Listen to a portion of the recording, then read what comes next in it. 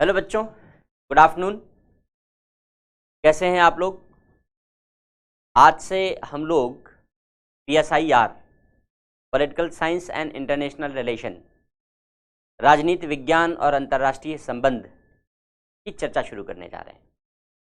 Optional subject है, आप जानते हैं कि सिविल सेवाओं में ऑप्शनल का एक इम्पॉर्टेंस है, एक इम्पॉर्टेंट रोल है।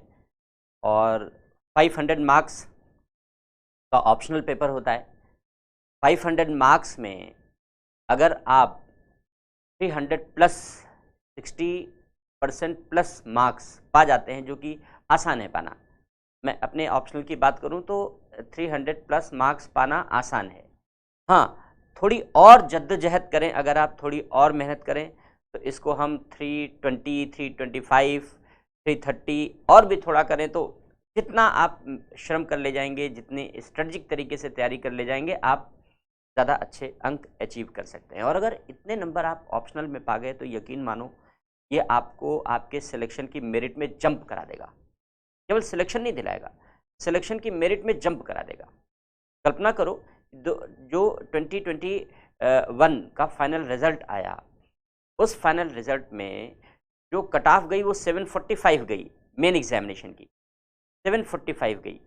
अगर उस 745 में आप 300 भी घटा दो तो केवल 445 मार्क्स जीएस और एससे मिला के लाने हैं। 943 टॉपर्स जो फर्स्ट पोजीशन है उसके रैंक थे। तो ऐसी दशा में ऑप्शनल का एक बहुत बड़ा रोल होता है। आप बड़ी आसानी से 60% से ऊपर जा सकते हैं। थोड़ी मेहनत करें, अच्छी मेहनत करें तो आप 65% पा सकते हैं। और बहुत स्ट्रेटजिकली और फाइन तरीके से अगर आप प्रयास करते हैं, मेहनत करते हैं, तो आप 350 नंबर तक पहुंच सकते हैं। ये ह्यूमैनिटीज़ की रेंज है नंबर पाने की, और इतना नंबर पा गए तो यकीन मानो कि आप टॉपर्स की लिस्ट में होंगे। अगर इतने नंबर आप ऑप्शनल में अचीव कर लेते हो तो टॉपर्स की लिस्ट में होंगे। तो इसलिए ऑप्शनल का हमारी प्रिपरेशन के लिए, ऑप्शनल का हमारी तैयारी के लिए एक बहुत बड़ा इम्पॉर्टेंट रोल है।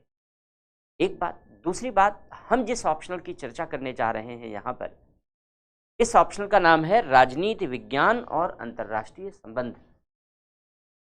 ये एक ऐसा ऑप्शनल है जो आपके जनरल स्टडीज़ में, आपके एस्से में, आपके इंटरव्यू में पूरी तरीके से हेल्प करता है।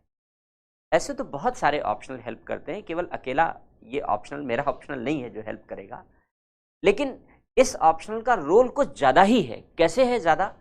देखो, जनरल स्टडीज़ एक वीडियो हमने इस पर ऑलरेडी बनाकर अपलोड कर रखा है, लेकिन फिर भी इसकी चर्चा कर लेते हैं संक्षेप में हम लोग। जो जनरल स्टडीज़ का सेकंड पेपर है, प्री का इंडियन पॉलिटी का हिस्सा इससे तैयार हो जाता है, ऑलमोस्ट कॉन्सेप्ट क्लियर हो जाते हैं। इसके अलावा जनरल स्टडीज़ के सेकंड पेपर में, जीएस के सेकंड पेपर में, मेन एग्जामिनेशन में पॉलिटी, गवर्नेंस, सोशल जस्टिस और आईआर, ये 4 टॉपिक शामिल किए गए हैं। पॉलिटी और आईआर, इन दोनों से मिलकर के 13 to 14 क्वेश्चन आते हैं आउट ऑफ 20 क्वेश्चन में से, 20 क्वेश्चन में से 13 से 14 क्वेश्चन आते हैं। और ये 13 से 14 क्वेश्चन ये अकेले इस टॉपिक को तैयार करने से मिल जाते हैं। अगर आप इस टॉपिक को तैयार कर लेते हैं, इस ऑप्शनल को तैयार कर लेते हैं, तो जीएस के सेकंड पेपर में 20 क्वेश्चंस में से 13 to 14 क्वेश्चन यहीं से मिल जाएंगे। कहीं और अतिरिक्त पढ़ने की आवश्यकता ही नहीं है।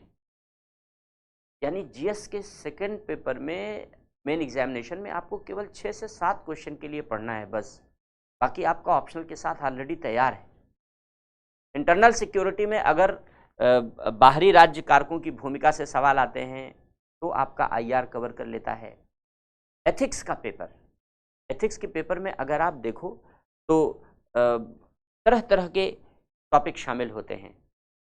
कभी अरिस्टोटल के किसी स्टेटमेंट पर एक्सप्लेनेशन आ जाता है, कभी किसी के, यानी कुछ क्वेश्चन एब्स्ट्रैक्ट नेचर के आते हैं एथिक्स में। फिलोसफिकल एस्पेक्ट से आते हैं, अभिव्यक्तियों से आते हैं, दार्शनिकों के कथनों से आते हैं।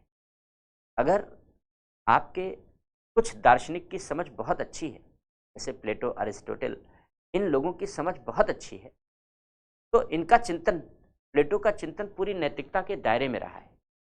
अगर आप प्लेटो को अच्छी तरीके से समझ लेते हो तो क्या आपको लगता है कि आप एथिक्स में अगर कोई भी क्वेश्चन नैतिकता के दायरे में पूछा जाता है तो उसमें आप प्लेटो का रेफरेंस दे करके उसे और बेहतर नहीं बना सकते हो, और बेहतर नहीं लिख सकते हो? अवश्य कर सकते हो। तो एथिक्स में आपके नंबर के बढ़ने की संभावना बढ़ जाती है, एनहांस हो जाता है, नंबर इंक्रीज हो जाते हैं एथिक्स में अपने आप। और इंटरव्यू में, जब हम इंटरव्यू में बैठते हैं तो इंटरव्यू में डिस्कशन, हालांकि ये सब देखो नॉलेज का एग्जाम तो नहीं है, वो उसकी हम लोग चर्चा करते हैं अभी। जब इंटरव्यू में आप बैठते हो तो इंटरव्यू में आपसे क्वेश्चन पूछे जाते हैं इंडियन पॉलिटिकल सिनेरियो से रिलेटेड, जो जो इशू चर्चा के केंद्र में है। जैसे इस समय इंटरव्यू IAS के 2020 के एग्ज़ाम का होने वाला है, तो अब इस इंटरव्यू में जो नए नए टॉपिक हैं, जैसे डिमोनेटाइजेशन पर सुप्रीम कोर्ट का जजमेंट आ गया, तो डिमोनेटाइजेशन फिर से चर्चा के केंद्र में आ गया। विमुद्रीकरण फिर से, नोटबंदी फिर से चर्चा के केंद्र में आ गया सुप्रीम कोर्ट के जजमेंट आने की वजह से। इसी तरीके से इंटरनेशनल रिलेशन स्तर पर यूक्रेन और रूस का युद्ध चल रहा है, इससे रिलेटेड बहुत सारे इश्यूज उत्पन्न होते हैं। IAS 2022 के मेन एग्जामिनेशन में एथिक्स के पेपर में, पेपर 4 में, GS के पेपर 4 में, एथिक्स के पेपर में रूस और यूक्रेन के युद्ध पर एक क्वेश्चन आया है, क्या एथिकल इश्यूज इन्वॉल्व हो सकते हैं। अब आप देखो कि जितना भी केवल टॉपिक की, अभी तो हम सारे टॉपिक की चर्चा ही नहीं कर रहे हैं, अभी तो हम केवल इस नाम की चर्चा कर रहे हैं कि जो अंतर्राष्ट्रीय संबंध, इंटरनेशनल रिलेशन और पॉलिटिकल साइंस और इंटरनेशनल रिलेशन का टॉपिक है, ये किस तरीके से GS के डिफरेंट सेक्शन में हमें हेल्प कर सकता है, किस तरीके से हेल्प करता है। और इंटरव्यू में भी जितने भी डिस्कशन होते हैं वो कंटेम्प्रेरी इश्यूज और करंट इश्यूज पर फोकस्ड होते हैं, इसी पर क्वेश्चन पूछे जाते हैं। आपका ये सब्जेक्ट, आपका ये विषय इन कंटेम्प्रेरी और करंट इश्यूज के आधार पर ही बनाया गया है, और आपके इन विषयों पर एक मजबूत पकड़ हो जाती है, आपके सोचने का दायरा बढ़ जाता है। और जैसे जैसे आपके विषय पर एक कंसेप्चुअल समझ होगी, आपके सोचने का दायरा बढ़ जाएगा। यकीन मानो, प्री से लेकर इंटरव्यू तक की सारी राह आसान हो जाती है। इसलिए यह विषय आपके पढ़ने के नज़रिए को फाइन बना देता है, आपके पढ़ने के नज़रिए को शार्प बना देता है, और आपकी पूरी तैयारी के लिए एक बूस्टर डोज की तरीके से काम करता है। जैसे कोविड में बूस्टर डोज लग रही थी ना, तो ये सब्जेक्ट केवल ऑप्शनल ही नहीं है, बल्कि ये पूरी प्रिपरेशन का, पूरे IAS की प्रिपरेशन का बूस्टर डोज है। तो अगर आप PSIR पढ़ रहे हो, अगर आप मेरे साथ PSIR पढ़ रहे हो, तो इसका मतलब आप अपनी प्रिपरेशन के लिए न केवल अपनी बेहतर इम्यूनिटी डेवलप कर ले रहे हो, यानी अपने लिए एक बेहतर तैयारी करके रख ले रहे हो, बल्कि अपने लिए एक बूस्टर डोज तैयार कर रहे हो कि किसी भी तरीके का क्वेश्चन कहीं भी पूछा जाए, प्री में पूछा जाए, मेन एग्जामिनेशन में पूछा जाए, इंटरव्यू में पूछा जाए, तो आपके पास एक ऐसा बैकग्राउंड तैयार है, आपके पास एक ऐसा धरातल तैयार है, क्योंकि करंट इश्यूज से ही रिलेटेड कहीं ना कहीं क्वेश्चन आएंगे, और इंडियन पॉलिटिकल सिस्टम से आएंगे, वर्ल्ड पॉलिटिकल सिस्टम से आएंगे। और ये विषय ऐसा है जो आपके इंडियन पॉलिटिकल सिस्टम और वर्ल्ड पॉलिटिकल सिस्टम की एक अच्छी समझ विकसित कर देता है। और हम लोग इसी नज़रिए से पढ़ेंगे। पढ़ने का नज़रिया हमारा क्या होगा, वो एक एक चीज़ हम लोग चर्चा करेंगे। इस तरीके से अगर पॉलिटिकल साइंस और इंटरनेशनल रिलेशन सब्जेक्ट पर अच्छी पकड़ बना ली जाए, सिलेक्शन पाना न केवल आसान हो जाता है, बल्कि मेरिट में जंप करना बहुत आसान हो जाता है। आप मेरिट में स्थान बना सकते हैं। और यही कारण है कि आपने देखा होगा पिछले वर्षों में पॉलिटिकल साइंस और IR, पॉलिटिकल साइंस और इंटरनेशनल रिलेशन, यानी PSIR, शॉर्ट फॉर्म में हम लोग PSIR कहते हैं, तो PSIR से सिलेक्शन का रेशियो विगत वर्षों में बढ़ा है। रीज़न यही है, क्योंकि अगर आप कॉम्प्रिहेंसिवली सब्जेक्ट को तैयार करते हैं, और करना ही पड़ेगा एग्जाम में बेहतर नंबर लाने के लिए, तो जिस बच्चे ने एक थॉट प्रोसेस क्रिएट कर लिया, एक कॉम्प्रिहेंसिव कवरेज कर लिया, ये समझ लो कि उसने कंप्लीट तैयारी कर ली, न केवल अपने ऑप्शनल की बल्कि पूरे के पूरे एग्जाम की। एक बात। दूसरी बात, देखो ये एग्जाम आपके नॉलेज का एग्जाम नहीं है, ये आपके पर्सनैलिटी का एग्जाम है। इस पर्सनैलिटी में अलग अलग चीज़ें टेस्ट होती हैं। जब प्रिलिमिनरी का एग्ज़ाम लिया जाता है, बहुत ध्यान से इस बात को समझ लेना, जब प्री का एग्ज़ाम लिया जाता है तो वो आपका ऑब्जेक्टिविटी टेस्ट करता है कि आप में ऑब्जेक्टिविटी कितनी है, वस्तुनिष्ठता कितना है, आपके व्यक्तित्व में वस्तुनिष्ठता का स्तर कैसा है, ऑब्जेक्टिविटी का लेवल क्या है, वो आपका प्री का एग्ज़ाम टेस्ट कर लेता है। इसका मतलब है आपकी तथ्यों पर, सूचनाओं पर पकड़ कैसी है, उसको एक्सप्लेन करने की क्षमता कैसी है, आपकी समझ कैसी है विभिन्न विषयों और तथ्यों से रिलेटेड। क्या आप जिस नज़रिए से तथ्य विकसित किए गए हैं, जिन नज़रिए से इन्फॉर्मेशन सामने आई है, उस नज़रिए को समझ पा रहे हैं या नहीं समझ पा रहे हैं। तो ये टेस्ट ऑफ ऑब्जेक्टिविटी प्री आपके पर्सनैलिटी के ऑब्जेक्टिविटी के लेवल को टेस्ट करता है। जो मेन एग्जामिनेशन है, मेन एग्जामिनेशन ऑब्जेक्टिविटी का टेस्ट नहीं है, वो सब्जेक्टिविटी का टेस्ट है। वो आपकी एनालिटिकल स्ट्रेंथ को जज करता है कि आप में किसी विषय के विश्लेषण करने की क्षमता कैसी है। इसीलिए जब आपसे मेन एग्जामिनेशन के आंसर की डिमांड की जाती है तो मेन एग्जामिनेशन के लिए लिखा होता है कि प्रश्नों की प्रकृति निबंधात्मक होगी, एस्से टाइप राइटिंग होगी, निबंधात्मक प्रकृति होगी। और निबंधात्मक प्रकृति के प्रश्नों से क्या जानकारी ली जाती है? यह जानकारी ली जाती है कि आपने जितना पढ़ा और समझा है वह आप रुचिकर तरीके से, इंटरेस्टिंग तरीके से लोगों के सामने रख सकते हैं या नहीं, इशू बेस्ड तरीके से आगे बढ़ सकते हैं या नहीं। इन सारी बातों की चर्चा, इन सारी बातों का अध्ययन मेन एग्जामिनेशन में रिक्वायर्ड होता है। इसलिए मेन एग्जामिनेशन आपके सब्जेक्टिव नॉलेज का, आपके एनालिटिकल क्षमता का परीक्षण माना जाता है। और जो इंटरव्यू है वो आपका पर्सनालिटी ट्रेट का टेस्ट है कि आपकी पर्सनालिटी में कॉन्फिडेंस लेवल कैसा है। अगर आपको थोड़ा सा विपरीत परिस्थितियों में ले जाया जाए, परेशान करने की कोशिश किया जाए प्रश्नों के माध्यम से, तो क्या आप विचलित तो नहीं हो जाते, धैर्य तो नहीं खो देते, कॉन्फिडेंस तो लूज़ नहीं हो जाता। आपका कम्युनिकेशन लेवल कैसा है। डीएम बनोगे तो आपको जिले में कहीं हिंसा हो गई तो लोगों को समझाना तो पड़ेगा कि हिंसा मत करो। अब आपकी बात कोई सुनना ही नहीं चाहता, आपका कम्युनिकेशन लेवल ही अच्छा नहीं है, आप दूसरों से संवाद ही नहीं कर पा रहे हो, तो कैसे आप दूसरों को समझाओगे कि हिंसा मत करो। तरह तरह के गुटों के लीडर से बात करोगे कि तुम शांति बनाए रखो। तो आप में कम्युनिकेशन लेवल कैसा है, आपका कम्युनिकेशन स्तर कैसा है, इन सारी बातों की परख इंटरव्यू के माध्यम से। इन सारी बातों का परीक्षण करने का तरीका है कि एक सिलेबस डिज़ाइन किया गया है, उस सिलेबस में ऐसे ऐसे टॉपिक आइडेंटिफाई करके रखे गए हैं जिन टॉपिक के माध्यम से एग्जामिनर इन सारे पहलुओं का परीक्षण प्री, रिटन और इंटरव्यू के लेवल पर कर लेता है। तो इन सारी बातों का परीक्षण इन तीनों स्टेजेस में अलग अलग तरीके से किया जाता है। Test of objectivity, test of subjectivity और पर्सनैलिटी टेस्ट। 3 टेस्ट हैं, 3 लेवल हैं एग्जाम के। अगर हम इन तीनों लेवल का भाव समझ गए, इनकी नीड समझ गए, इनकी रिक्वायरमेंट समझ गए, तो यकीन मानो सफलता आपकी मुट्ठी में है।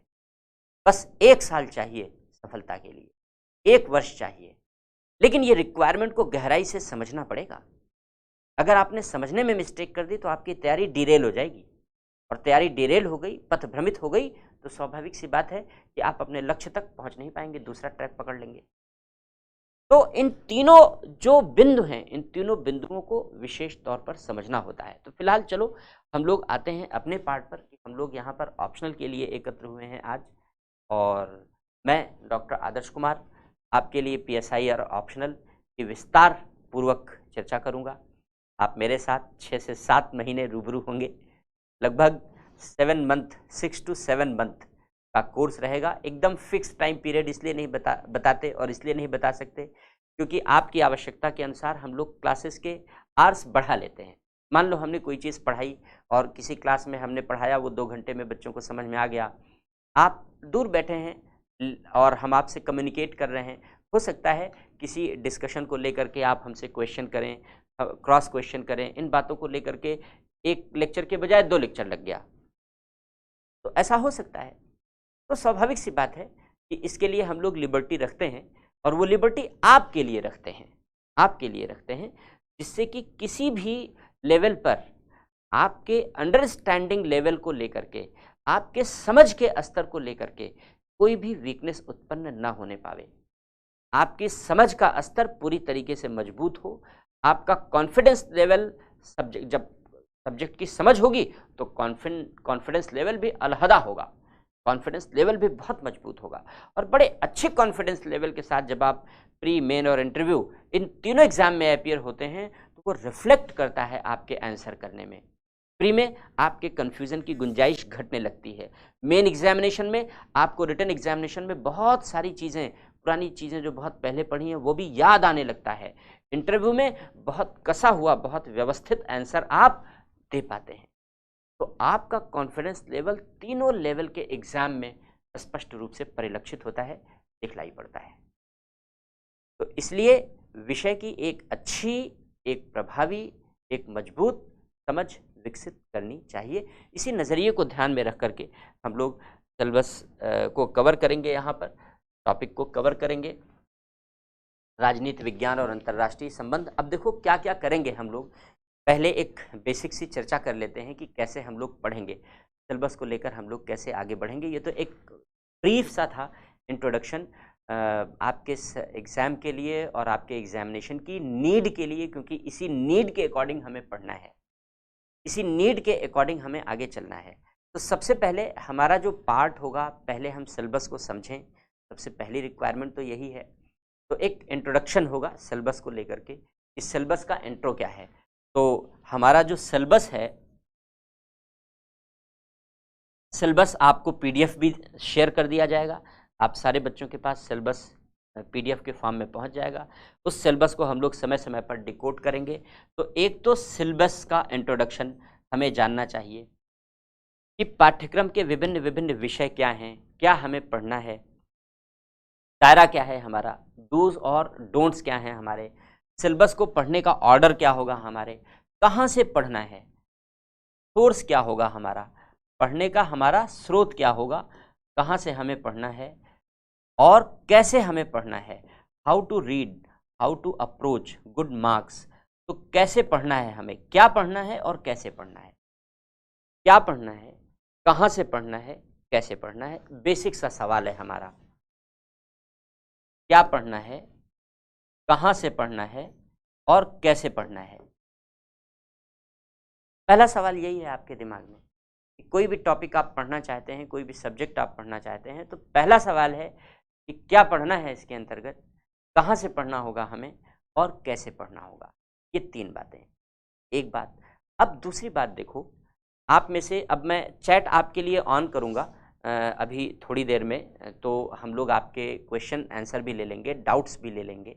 तो अभी थोड़ा सा हम पहले चर्चा कर लेते हैं, हम आपको अपनी बात बता देते हैं, फिर आपकी बात सुनते हैं, दोनों लोग एक दूसरे की बात सुन करके क्लास को आगे बढ़ाएंगे। और क्लास इसी रिदम में, इसी तरीके से डेली क्लास चलेगी, हम आपको पढ़ाएंगे, पढ़ाने के बाद, पढ़ाने के दौरान चीज़ों को कॉन्सेप्चुअली समझाएंगे, समझाने के दौरान आपको चीज़ें लिखाएंगे भी, तो डिक्टेट भी कराएंगे। साथ ही साथ हमारी टीम के माध्यम से आपके लिए एक अलग पीडीएफ भी तैयार होगा, जो सप्लीमेंट मटेरियल होगा आपके लिए। हमारे नोट्स और पीडीएफ, अगर आप ये दोनों तैयार कर लेते हो तो आपके लिए सफिशिएंट होगा, कहीं और भटकने की ज़रूरत है ही नहीं। बस एक जगह बैठो, ध्यान और साधना लगाओ और मोक्ष पाओ, भटकाव से मुक्ति पाओ। तो आप इस क्लास में आए हैं, आपने क्लास ज्वाइन की है, तो हमारा पर्पज़ यही है कि आपके भटकाव को रोक दें, आपके भटकाव को समाप्त कर दें और एक ही जगह पर आपको सारी चीज़ें अवेलेबल करा दें। इसी पॉइंट ऑफ व्यू को ध्यान में रखते हुए हमारी पूरी टीम केवल मैं नहीं, हमारी पूरी टीम एक कुमुलेटिव एफर्ट के साथ, एक कोऑपरेटिव एफर्ट के साथ वर्क कर रही है और आपके लिए बहुत अच्छे अच्छे मटेरियल चुन करके पीडीएफ तैयार करके दिए जाएंगे। मैं आपको क्लास में पढ़ाऊंगा, डिक्टेट कराऊंगा। समय समय पर हमारी टीम के माध्यम से टेस्ट पेपर तैयार किए जाएंगे, टेस्ट आपके कंडक्ट कराए जाएंगे, टेस्ट सीरीज कंडक्ट होगी, उसका भी डिस्कशन करेंगे हम लोग आगे। कुछ पढ़ लेंगे तो उसकी भी हम लोग आगे चर्चा करेंगे। आप अपने आंसर लिख करके हमें भेजेंगे, उस आंसर को चेक करके और आपको फीडबैक दिया जाएगा, रेगुलर फीडबैक दिया जाएगा। हमारी टीम इसके लिए आपके साथ लगातार कनेक्ट रहेगी और आपको फीडबैक देती रहेगी, जिससे कि आप में बेहतर इम्प्रूवमेंट किया जा सके। ये सारी बातें रेगुलर क्लास में चलती रहेंगी। इसके अतिरिक्त आप जो क्वेश्चन हमसे पूछेंगे डेली क्लास के पश्चात, हम उस क्वेश्चन का आंसर भी करेंगे। मान लो कोई क्वेश्चन हम चैट पर नहीं देख पाए और क्वेश्चन निकल गया, तो आपसे बातचीत तो होती ही रहेगी। 10 दिनों में, 15 दिनों में, 20 दिनों में या एक हफ्ते में, जब भी लगा कि आपको एक डाउट सेशन की आवश्यकता है, तो आपके लिए एक डाउट सेशन कंडक्ट कर लेंगे और उस डाउट सेशन में आपके सारे क्वेश्चन, आपके सारे डाउट हम पहले से मंगा लेंगे, जिससे स्किप ना होने पाए, जिससे हमारी आंखों से ओझल ना होने पाए। हम आपसे पहले ही कह देंगे, एक टाइम पीरियड दे देंगे कि आप हमें क्वेश्चन भेजो। फटाफट हमारी टीम आपसे क्वेश्चन कलेक्ट कर लेगी, क्वेश्चन मंगा लेगी, क्वेश्चन हमें दे दिए जाएंगे जब हम आपके सामने अपीयर होंगे डाउट सेशन में, और हम आपके सारे क्वेश्चन ले लेंगे। और इसके अलावा भी जो डाउट उस दिन आप पूछना चाहेंगे, वो पूरा एक क्लास ही डाउट सेशन के लिए, पूरा एक क्लास ही डाउट सेशन के लिए समर्पित होगा। इसी तरीके से बीच बीच में अनेक क्लासेस आपके डाउट सेशन के लिए हम लोग कंडक्ट कराएंगे। तो अब आप सोचो कि क्लास में पढ़ाया जाएगा, समझाया जाएगा, स्टडी मटेरियल अच्छे से लिखाया जाएगा। मैं लिखाऊंगा आपको क्लास में, डिक्टेट कराऊंगा, लिखाऊंगा। पीडीएफ संस्थान की ओर से भी दिया जाएगा, रेगुलर टेस्ट कंडक्ट कराया जाएगा, आपकी कॉपी का इवैल्यूएशन किया जाएगा। जैसे आप ऑफलाइन मोड में आप अपनी कॉपियाँ चेक कराते हो, आपकी कॉपी का इवैल्यूएशन कराया जाएगा, आपके डाउट्स डेली क्लियर किए जाएंगे और डाउट सेशन अलग से कंडक्ट कराया जाएगा। बस और क्या चाहिए? इतनी ही चीज़ें अगर हो जाएं तो फिर आपकी तैयारी का कोई भी दायरा बचने वाला नहीं। ये सब कुछ कवर कर लेगा, ये सब कुछ कवर कर लेगा और एक कॉम्प्रिहेंसिव तैयारी हो जाएगी, एक कॉम्प्रिहेंसिव तैयारी हो जाएगी। साथ ही साथ जब हम लोग क्लास में पढ़ेंगे, जैसे मान लो एक टॉपिक मैंने कवर कर लिया, एक टॉपिक कवर करने के बाद फिर हम उस टॉपिक से रिलेटेड जो प्रीवियस ईयर के क्वेश्चन हैं, पीवाईक्यूज जिन्हें कहते हैं शॉर्ट फॉर्म में, उन प्रीवियस ईयर के क्वेश्चन को लेकर आएंगे और उन प्रीवियस ईयर के क्वेश्चन को डिस्कस करेंगे। आपको बताएंगे how to write good answer, एक अच्छा आंसर आप कैसे लिख सकते हैं। आंसर राइटिंग में डूज एंड डोंट्स क्या क्या हैं, आपको क्या करना है, क्या नहीं करना है आंसर राइटिंग में, इन सारी बातों की विस्तार पूर्वक चर्चा हम लोग क्लास के दौरान करते रहेंगे। तो एक इसीलिए हमने कहा कि ये 6 से 7 महीने का सेशन होगा। एग्जैक्ट टाइम अगर आप कहेंगे सर एग्जैक्ट नहीं बताया आपने, 6 से 7 महीने कह दिया, इसीलिए क्योंकि हमने जितना प्लान कर रखा है, मान लो उसमें आपकी सुविधा के लिए हमें 2, 4, 10 लेक्चर बढ़ाने पड़ गए, 15 भी बढ़ाने पड़ गए, तो हम संकोच नहीं करेंगे, हम आपके लिए उतने लेक्चर बढ़ा लेंगे। हमारा अल्टीमेट पर्पज़ है कि आपकी तैयारी कॉम्प्रिहेंसिव हो जानी चाहिए और आपकी अपनी समझ भी विकसित हो जानी चाहिए। केवल मुझे समझाना नहीं है, आपको समझना भी है। इसलिए जब तक आप नहीं समझोगे तब तक समझाऊंगा, जब तक नहीं समझोगे तब तक समझाऊंगा, जितनी बार नहीं समझोगे उतनी बार समझाऊंगा। कैसे नहीं समझोगे? समझा करके भेजूंगा क्लास से बाहर। तो इस तरीके से पूरी की पूरी क्लास आपके लिए रन की जाएगी, जिससे कंसेप्चुअल क्लैरिटी डेवलप हो सके, क्रिस्टल क्लैरिटी डेवलप हो सके। जब आपका क्लास कंप्लीट हो, सिलेबस कंप्लीट हो, तो आपको लगे कि हाँ हमने कुछ पाया है, पढ़ने के बाद हमें कुछ मिला है और अब हमारे पास कोई डाउट नहीं है, कोई डिलेमा नहीं है इस टॉपिक को लेकर के। हम अच्छी तरीके से तैयार हैं आंसर राइटिंग के लिए और एग्ज़ाम में अपीयर हो। इसी एक कॉम्प्रिहेंसिव नज़रिए से ये पूरी की पूरी तैयारी कराई जाएगी इस पूरे ऑप्शनल। तो देखो, मैं चर्चा कर रहा था कि इसकी अब इतनी सारी बातों को लेकर के जब हम लोग आगे बढ़ेंगे तो स्टेप बाय स्टेप ही आगे बढ़ना होगा। एक एक कदम ही आगे बढ़ना होगा। पहले छोटा स्टेप रखेंगे, फिर उससे बड़ा, फिर उससे बड़ा, फिर उससे बड़ा। तो इसी तरीके से हम लोग शुरुआत करके चलेंगे। एक बात। दूसरी बात, आप में से कुछ बच्चे ऐसे होंगे जो ह्यूमैनिटीज़ बैकग्राउंड के होंगे, कुछ बच्चे ऐसे होंगे जो साइंस बैकग्राउंड के होंगे, नॉन ह्यूमैनिटीज़ बैकग्राउंड के होंगे। तो जिन बच्चों का साइंस बैकग्राउंड है उन्होंने तो कभी PSIR नहीं पढ़ा। जिनका ह्यूमैनिटीज़ बैकग्राउंड है उनमें से अगर कुछ बच्चों ने PSIR पहले BA या MA में पढ़ रखा है तो चलो अच्छी बात है, कोई बात नहीं। लेकिन कुछ ऐसे भी बच्चे होंगे जिनका ह्यूमैनिटीज़ बैकग्राउंड होगा लेकिन उसमें उन्होंने PSIR कभी नहीं पढ़ा होगा, ऐसे बहुत सारे बच्चे होंगे। तो इसमें नॉन PSIR और PSIR दोनों तरीके के बच्चे बैठे होंगे, यानी जिन्होंने पहले PSIR BA और MA में पढ़ा है वो भी बैठे होंगे, जिन्होंने नहीं पढ़ा है वो भी बैठे होंगे। मेरा एजम्पशन ये है कि मैंने मान लिया कि किसी ने नहीं पढ़ा, मैंने ये मान लिया है और मैं ये मानकर पढ़ाऊंगा आपको, क्योंकि BA और MA में जिन बच्चों ने पढ़ भी रखा है, नाम सुन रखा होगा बस, प्लेटो कौन है, अरस्तु कौन है, हॉब्स कौन है, मैकियावेली कौन था, नाम सुन रखा है। लेकिन अभी मैं आपसे डिटेल में पूछने लगूं तो शायद गड्ढमड्ढ हो जाएगा। क्यों? क्योंकि BA और MA में उतनी गहराई में जाकर के पढ़ाया नहीं जाता। तो कोई बात नहीं है, जिन बच्चों ने पहले पढ़ा है, नहीं पढ़ा है, जिनको पहले कुछ पता है, नहीं पता है, मैं ये मान कर चल रहा हूँ, मैं ये एज्यूम करके चल रहा हूँ कि आपको PSIR कितना आता है, आपको PSIR आता है 0, आपको PSIR 0 आता है। ये मैं मान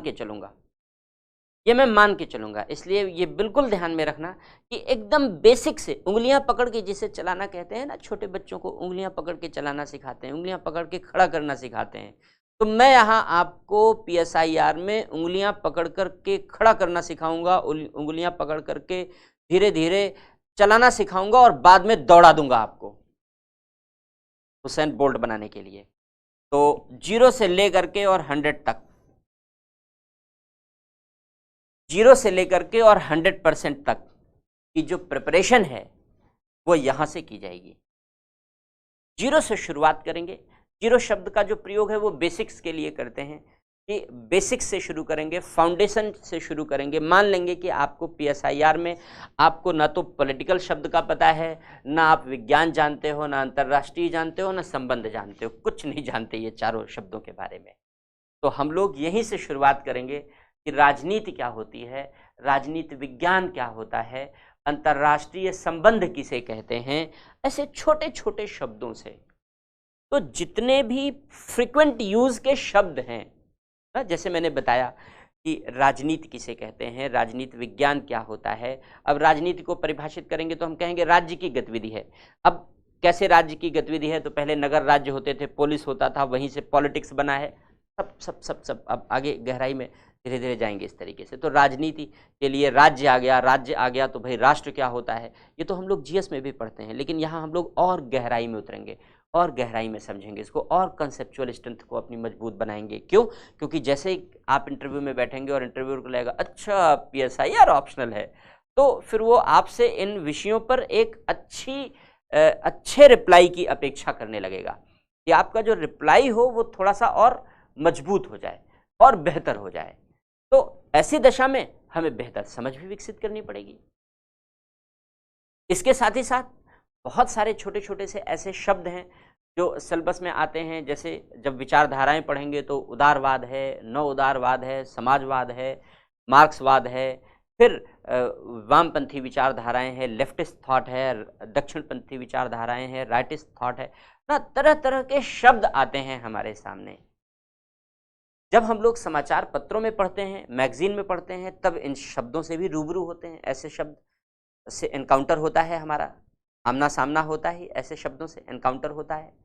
तो ऐसे एनकाउंटर में कभी कभी हम ऐसे शब्दों की मीनिंग नहीं जानते तो हम ढेर हो जाते हैं। हमें ढेर नहीं होना है, हमें मजबूती से और आगे बढ़ते जाना है पढ़ते हुए। तो ऐसे शब्दों की छोटी छोटी हम जो प्रिलिमिनरी क्लासेस लेंगे यहाँ पर शुरुआत में, उन प्रिलिमिनरी क्लासेस में, उन शुरुआत की क्लासेस में इस तरीके की शब्दावलियों पर जब ये पढ़ लेंगे कि सिलेबस क्या है, कहाँ से पढ़ना है, कैसे पढ़ना है, जब ये सारी चीज़ें हम लोग चर्चा कर लेंगे, तो इन सारी चीज़ों को चर्चा कर लेने के बाद हम लोग पहले इन छोटे छोटे टर्मिनोलॉजीज़ पर, इन शब्दावलियों पर, इन ग्लॉसरीज पर हम लोग थोड़ा सा फोकस कर लेंगे, जिससे कि जब हम आपको कहें कि कोई भी रेफरेंस आप लोग पढ़ो, जैसे न्यूज़पेपर पढ़ना है, तो न्यूज़पेपर का आप आईआर के लिए यूज़ कैसे कर सकते हो हम आपको बताएंगे।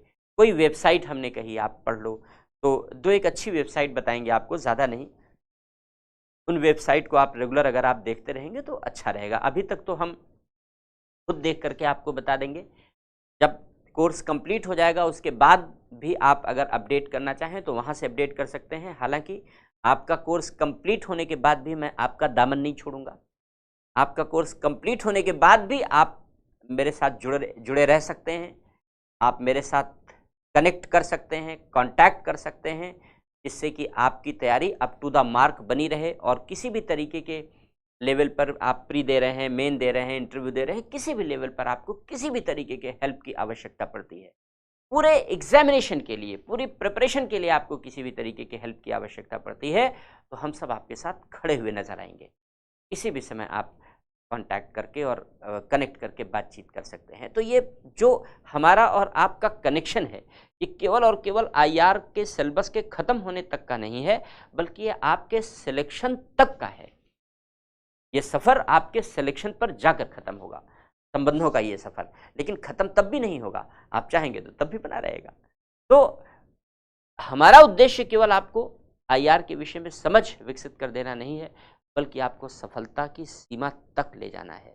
उस दायरे में जो 800 वैकेंसी का सैंपल साइज़ है, उस साइज में आपको एंट्री करना। तो साथ साथ मेहनत करेंगे हम और आप मिल करके। मैं बार बार कहता हूँ कि आप जितना श्रम अपने ऊपर करेंगे अपनी तैयारी के लिए, यकीन मानो मैं आप पर, आपके लिए आपसे ज़्यादा श्रम करूँगा, जिससे आपको सफलता मिल सके। तो इसी नज़रिए के साथ हम लोग इस टॉपिक की शुरुआत करते हैं।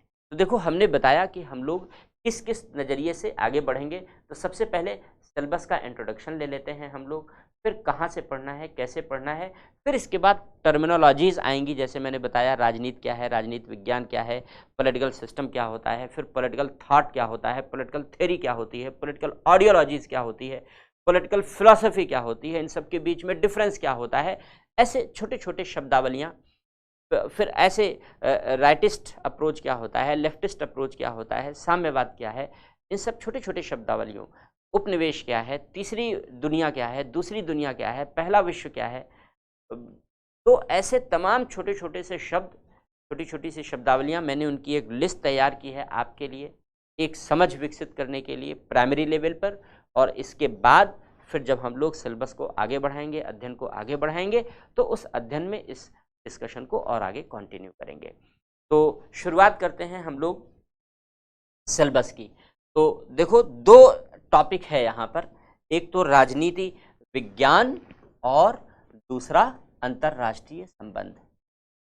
इस राजनीति विज्ञान और अंतर्राष्ट्रीय संबंध का ये सिलेबस है। आपको भी सिलेबस दे दिया गया होगा, टीम आपके पास पहुँचा देगी PDF फॉर्म में।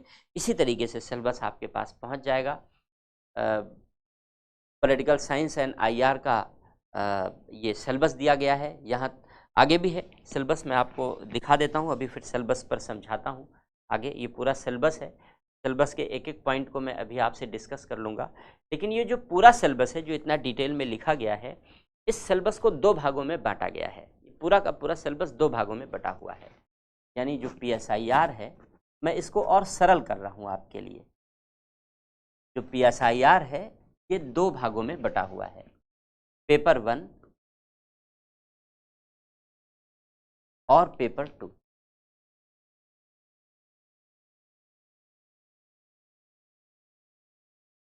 पेपर 1 और पेपर 2, ये 2 पेपर, हर सब्जेक्ट के 2 पेपर हैं। आप जानते हैं 250-250 मार्क्स के पेपर हैं, 200 नंबर के, 250 नंबर के, 250 मार्क्स के दोनों पेपर होते हैं। 8 क्वेश्चंस आते हैं, 8 क्वेश्चन आते हैं। पहला और 5वां क्वेश्चन कंपलसरी होता है, बाकी में से 3 क्वेश्चन और करने होते हैं। पहले और 5वें क्वेश्चन में 5-5 खंड होते हैं, बाकी सारे क्वेश्चन में 3-3 खंड होते हैं। एक 10 मार्क्स का, 15 मार्क्स का, 20 मार्क्स का ऐसे क्वेश्चन पूछे जाते हैं। ये एनालिसिस करेंगे, ये आगे जब आंसर राइटिंग करेंगे ना, तो ये आंसर राइटिंग के लिए रिक्वायर्ड है। ये जो नंबर की एनालिसिस है, वर्ड लिमिट की एनालिसिस है, ये सब आंसर राइटिंग के लिए इम्पॉर्टेंट है। तो जब हम लोग कुछ पढ़ लेंगे और पढ़ने के बाद आंसर राइटिंग की शुरुआत करेंगे, तो हम लोग फिर वहाँ पर ये वाली एनालिसिस भी करेंगे बहुत विस्तार से कि कैसे कैसे 8 क्वेश्चन, जो 8 क्वेश्चन पूछे जा रहे हैं, उनका अप्रोच क्या है, नेचर क्या है, कैसे मार्क्स उसमें आवंटित अलोकेट किए जाते हैं, कैसे वर्ड लिमिट अलोकेट की जाती है, हमें कैसे उसको अप्रोच करना है, इन सारी बातों की चर्चा वहाँ होगी। तो अभी हम लोग उस वाले एस्पेक्ट पर नहीं जा रहे हैं, वो पहलू पर नहीं जा रहे हैं, वो आगे जाएंगे। छूटेगा नहीं, छूटेगा कुछ भी नहीं, ध्यान रखना, छूटेगा कुछ भी नहीं। इस वाले पहलू पर हम लोग बाद में आएंगे। तो जो पेपर 1 है, पेपर 1 में 2 बातें शामिल की गई हैं। पहला टॉपिक शामिल किया गया है राजनैतिक सिद्धांत से रिलेटेड चीजें हैं। राजनैतिक सिद्धांत, पॉलिटिकल थ्योरी,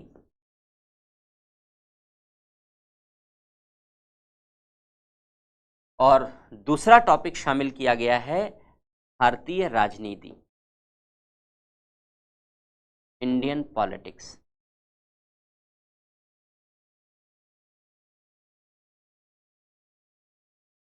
इंडियन पॉलिटिक्स, ये पहले पेपर में। दूसरे पेपर में भी 2 टॉपिक है। पहला टॉपिक है सेकंड पेपर में तुलनात्मक राजनीति,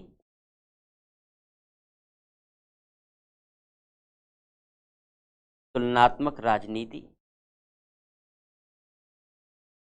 कंपैरेटिव पॉलिटिक्स, और जो अगला पार्ट है सेकंड पेपर का, वो है अंतर्राष्ट्रीय संबंध।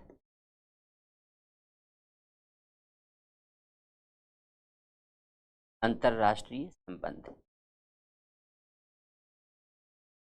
International relation. जो सिलेबस ऊपर लिखा हुआ है ना, जिसको मैंने अभी पास कर दिया आगे, जो सिलेबस ऊपर लिखा हुआ है, वो पूरा का पूरा सिलेबस बस इन्हीं 2 पार्ट में बटा हुआ है। Paper 1, paper 2। पेपर 1 में 2 पार्ट हैं और पेपर 2 में 2 पार्ट हैं।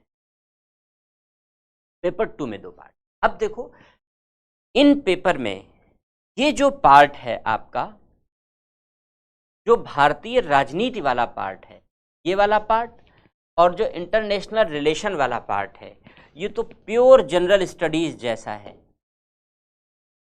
ये भी प्योर जनरल स्टडीज जैसा है।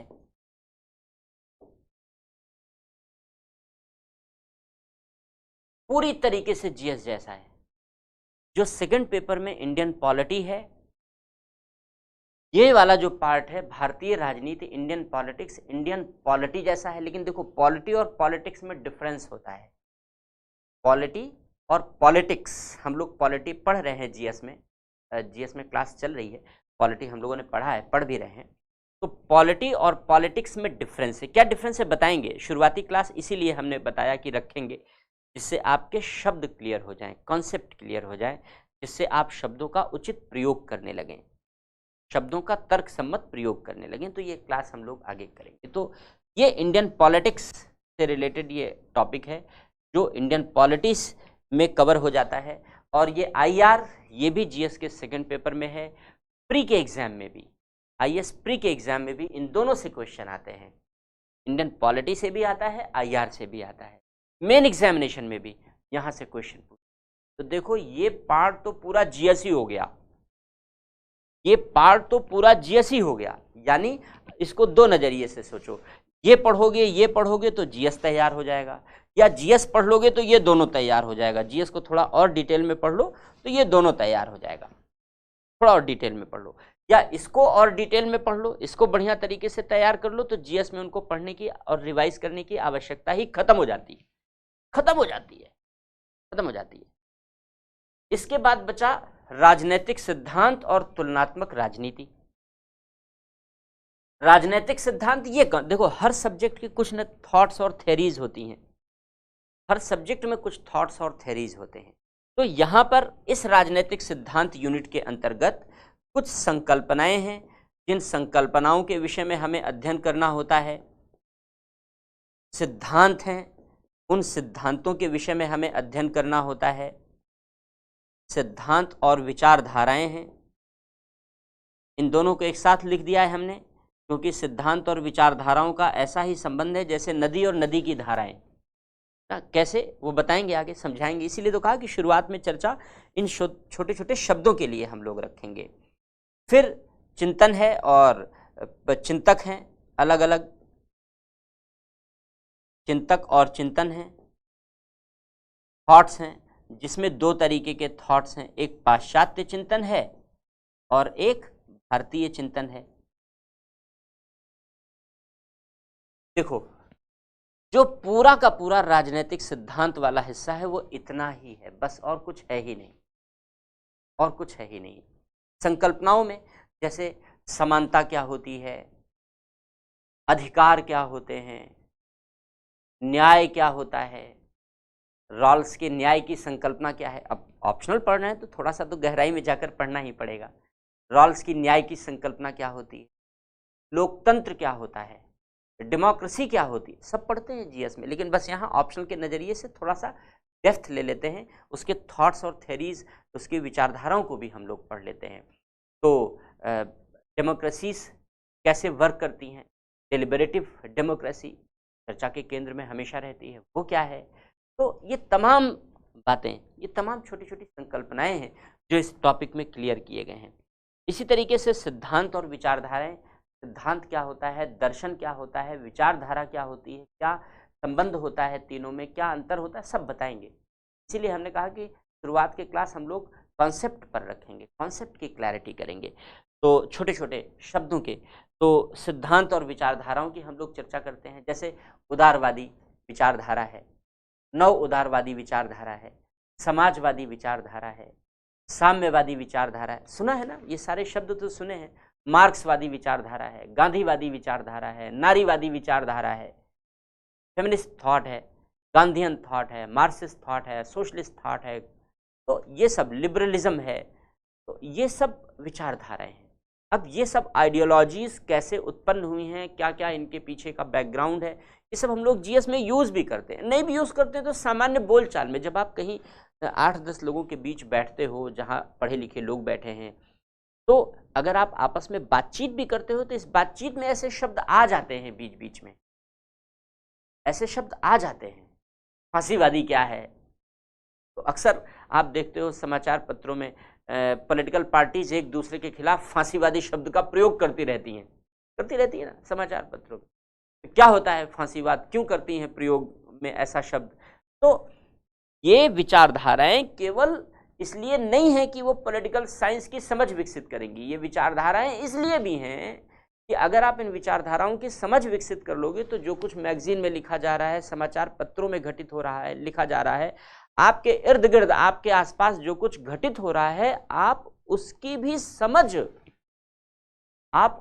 समझ अच्छे तरीके से विकसित कर सकते हो। आपका एक्सप्रेशन, आप अच्छे ओरेटर बन सकते हो, आपका एक्सप्रेशन लेवल सुधर जाता है, आपकी अभिव्यक्ति का स्तर सुधर जाता है इन सारी बातों को पढ़ने से। क्यों? क्योंकि आप बुद्धिजीवी बन जाते हो इन सारी चीजों को। फिर इसके बाद देखो चिंतक चिंतन की बात आती है। पाश्चात्य चिंतन में, तो पाश्चात्य चिंतन में भी बहुत ज्यादा ऐसे थिंकर्स नहीं हैं जो आप समझ ना सको। प्लेटो हैं, अरस्तु हैं, मैकियावेली हैं, हॉब्स हैं, लॉक हैं, मिल हैं, मार्क्स हैं, ग्राम्सी हैं, हन्ना आरेंट है, बस खत्म हो गया। बस इतने से चिंतक पढ़ने हैं। अब जब इतने से चिंतक पढ़ने हैं तो चिंतकों को समझा कैसे जाए, बड़ा आसान है समझना। प्लेटो ने अपना चिंतन क्यों दिया, बताएंगे, इन सारी बातों की चर्चा करेंगे। इनके बीच एक क्रम है, इनके बीच एक ऑर्डर है। एक ने बात कही तो फिर दूसरे ने कही, दूसरे ने कही तो फिर तीसरे ने कही, तीसरे ने कही तो फिर चौथे ने कही, चौथे ने कही तो फिर पांचवें ने कही। सब किसी न किसी तरीके से एक दूसरे से कनेक्टेड हैं, एक दूसरे से जुड़े हुए हैं। एक ने जो विचारधारा दे दी, उसी की आलोचना करते हुए, उसी का समर्थन करते हुए नई नई बातें सामने आती रहती हैं और नई विचारधाराओं का क्रम विकसित होता चला जाता है। ऐसे ही सारे विचारक हैं। एक बात, विचारक अपनी कल्पना में तो जीते नहीं, यूटोपिया में तो जीते नहीं, कल्पना में नहीं जीते तो क्या करते हैं विचारक, समय समय पर जो उनके सामने परिस्थितियां होती हैं वो उन परिस्थितियों में बैठकर चिंतन करते हैं, उनका चिंतन परिस्थितियों से उपजता है। तो प्लेटो की जो परिस्थितियां थी मैं ले जाकर आपको उन परिस्थितियों में बैठा दूंगा।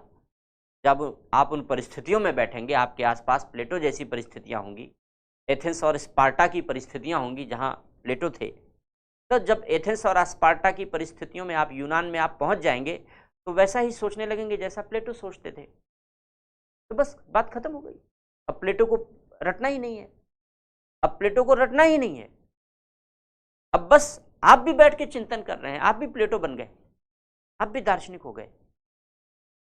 तो इस तरीके से चिंतकों को समझना और भी आसान है और भी सरल है, क्योंकि उनके परिप्रेक्ष्य को अगर हमने समझ लिया तो उनके चिंतन को आसानी से समझ लेते हैं। ठीक इसी तरीके से जो इंडियन थॉट है, इंडियन थॉट में हमें धर्मशास्त्र, फिर अर्थशास्त्र, कौटिल्य का बेहद शानदार अर्थशास्त्र, बौद्ध परंपराएं, इन सारी बातों का अध्ययन करना है।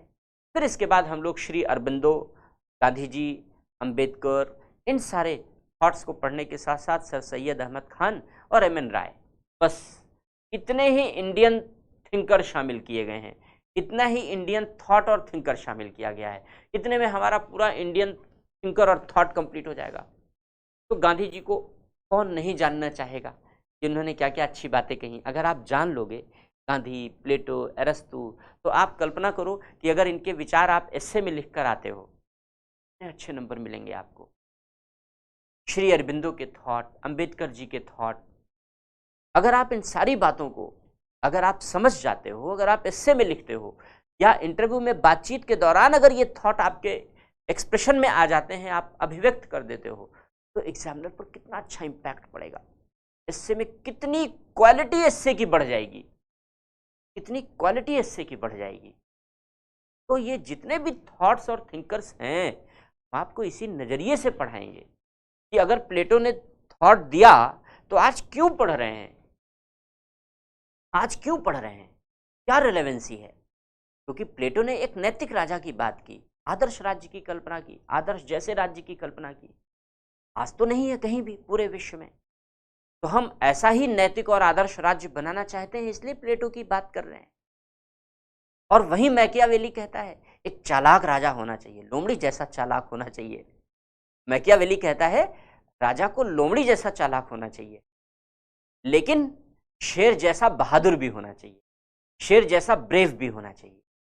लोमड़ी जैसा चालाक और शेर जैसा बहादुर होना चाहिए राजा। इसका मतलब है मैकियावेली कहता है कि राजा नैतिक होना जरूरी नहीं है, क्योंकि लोमड़ी में नैतिकता कहाँ होगी, फिर वो तो चालाक है। चालाकी का स्तर थोड़ा बढ़ जाए, डिरेल हो जाए तो धूर्तता और मक्कारी में बदल जाता है। मैकियावेली इससे भी परहेज नहीं करता, वो कहता है मेरा राजा इससे भी परहेज नहीं करेगा। तो मैकियावेली एक ऐसे राजा की कल्पना करता है। तो अब आप देखो, हमारे लिए प्लेटो भी इंपॉर्टेंट है, हमारे लिए मैकियावेली भी इंपॉर्टेंट है। प्लेटो इसलिए इंपॉर्टेंट है क्योंकि हमारे राजा को ऐसा ही होना चाहिए, नैतिक होना चाहिए, अच्छा होना चाहिए, ईमानदार होना चाहिए, एक आदर्श राज्य की कल्पना वाला होना चाहिए, जो एक आदर्श राज्य की स्थापना कर सके। तो एक आदर्श राजा हो जो आदर्श राज्य स्थापित। प्लेटो एक ऐसे राजा की बात करते हैं, बिल्कुल प्लेटो हमारे लिए रेलेवेंट है, लेकिन मैकियावेली भी इररेलेवेंट नहीं है पूरी तरीके से। मैकियावेली जब चालाक लोमड़ी की बात करता है कि राजा लोमड़ी जैसा चालाक होना चाहिए, तो अब आप सोचो अगर अंतर्राष्ट्रीय संबंध निभाने हैं हमारे सरकार को, हमारे प्रधानमंत्री को, तो अगर अंतर्राष्ट्रीय संबंध निभाने हैं तो वहां तो चालाकी ही काम आएगी, वहां तो ईमानदारी काम नहीं आएगी। अब चीन जैसे शी जिनपिंग, अब उसको कौन सी नैतिकता रास आएगी, बिल्कुल उसको नैतिकता रास नहीं आएगी। शी जिनपिंग जैसे नेताओं के साथ तो चालाकी के साथ पेश आना होगा, उससे 10 गुना चालाकी रखनी पड़ेगी। और चीन जैसे देशों को समझने के लिए तो फिर बहुत ही अलग तरीके की मक्कारी और चालाकी चाहिए सोचने के लिए, तब चीन की वास्तविकता को समझ पाएंगे हम। क्योंकि चीन सभ्य राष्ट्र नहीं है, सभ्य राष्ट्र की कंट्री में नहीं आता। चीन विश्वसनीय राष्ट्र की श्रेणी में नहीं आता। चीन पर विश्वास नहीं किया जा सकता, उसकी किसी सहयोग, उसकी किसी नीति पर विश्वास नहीं कर सकते। विश्वास करोगे धोखा खाओगे। ये चीन के बारे में यही सिद्धांत है कि अगर चीन पर विश्वास जो करेगा वो चीन से धोखा खाएगा। जाहिर सी बात है, पाकिस्तान भी वैसा ही देश है, जो पाकिस्तान पर विश्वास करेगा धोखा खाएगा। तो अगर अंतर्राष्ट्रीय स्तर पर ऐसे देश हैं और एक हमारे दाएं है, एक हमारे बाएं है, एक दोनों हमारे दोनों ओर स्थित हैं, तब हम बहुत प्लेटो की तरीके से ईमानदार होकर के काम करेंगे तो हमारे लिए संकट हो जाएगा। और ये तो हम अपने केवल पड़ोसी आजू बाजू की बात कर रहे हैं। थोड़ा और दायरा बढ़ा लीजिए तो आपको ऐसे राष्ट्रों की कमी नजर नहीं आएगी। विश्व में बहुत सारे राष्ट्र जिनसे हमें संबंध बनाए भी रखना है और चालाक होकर के बनाए रखना पड़ेगा, वरना तो हमारे लिए संकट उत्पन्न हो जाएगा। तो सोचो, आज के हमारे प्रधानमंत्री के लिए प्लेटो भी रेलेवेंट है और आज के हमारे प्राइम मिनिस्टर के लिए मैकियावेली भी रेलेवेंट है। जब प्रधानमंत्री हमारे देश के लोगों के लिए हमसे और आपसे व्यवहार करे तो प्लेटो जैसा, और जब दूसरे देशों के साथ व्यवहार करे तो मैकियावेली जैसा। यही बात कौटिल्य भी कहते हैं। इसीलिए अर्थशास्त्र जो कौटिल्य का ग्रंथ है वो हमारे सिलेबस में शामिल किया गया है। तो देखो कितना रेलेवेंट है ये सिलेबस आज के परिप्रेक्ष्य से। यानी जिन थिंकर्स के विषय में हम लोग पढ़ेंगे, जिन थिंकर्स के विषय में हम लोग चर्चा करेंगे, वो थिंकर्स आज हमारे लिए कितने रेलेवेंट हैं। और इसीलिए ये पूरा का पूरा हमने पहले ही कहा कि PSIR हम लोग एक ऑप्शनल के रूप में अवश्य पढ़ रहे हैं, लेकिन ये केवल आपके ऑप्शनल की तैयारी नहीं करेगा। यकीन मानो, अगर आपने इसको अच्छे तरीके से समझ लिया, आत्मसात कर लिया, तो ये आपके पूरे व्यक्तित्व का परिमार्जन कर देगा, ये आपके पूरे व्यक्तित्व को सुधार देगा।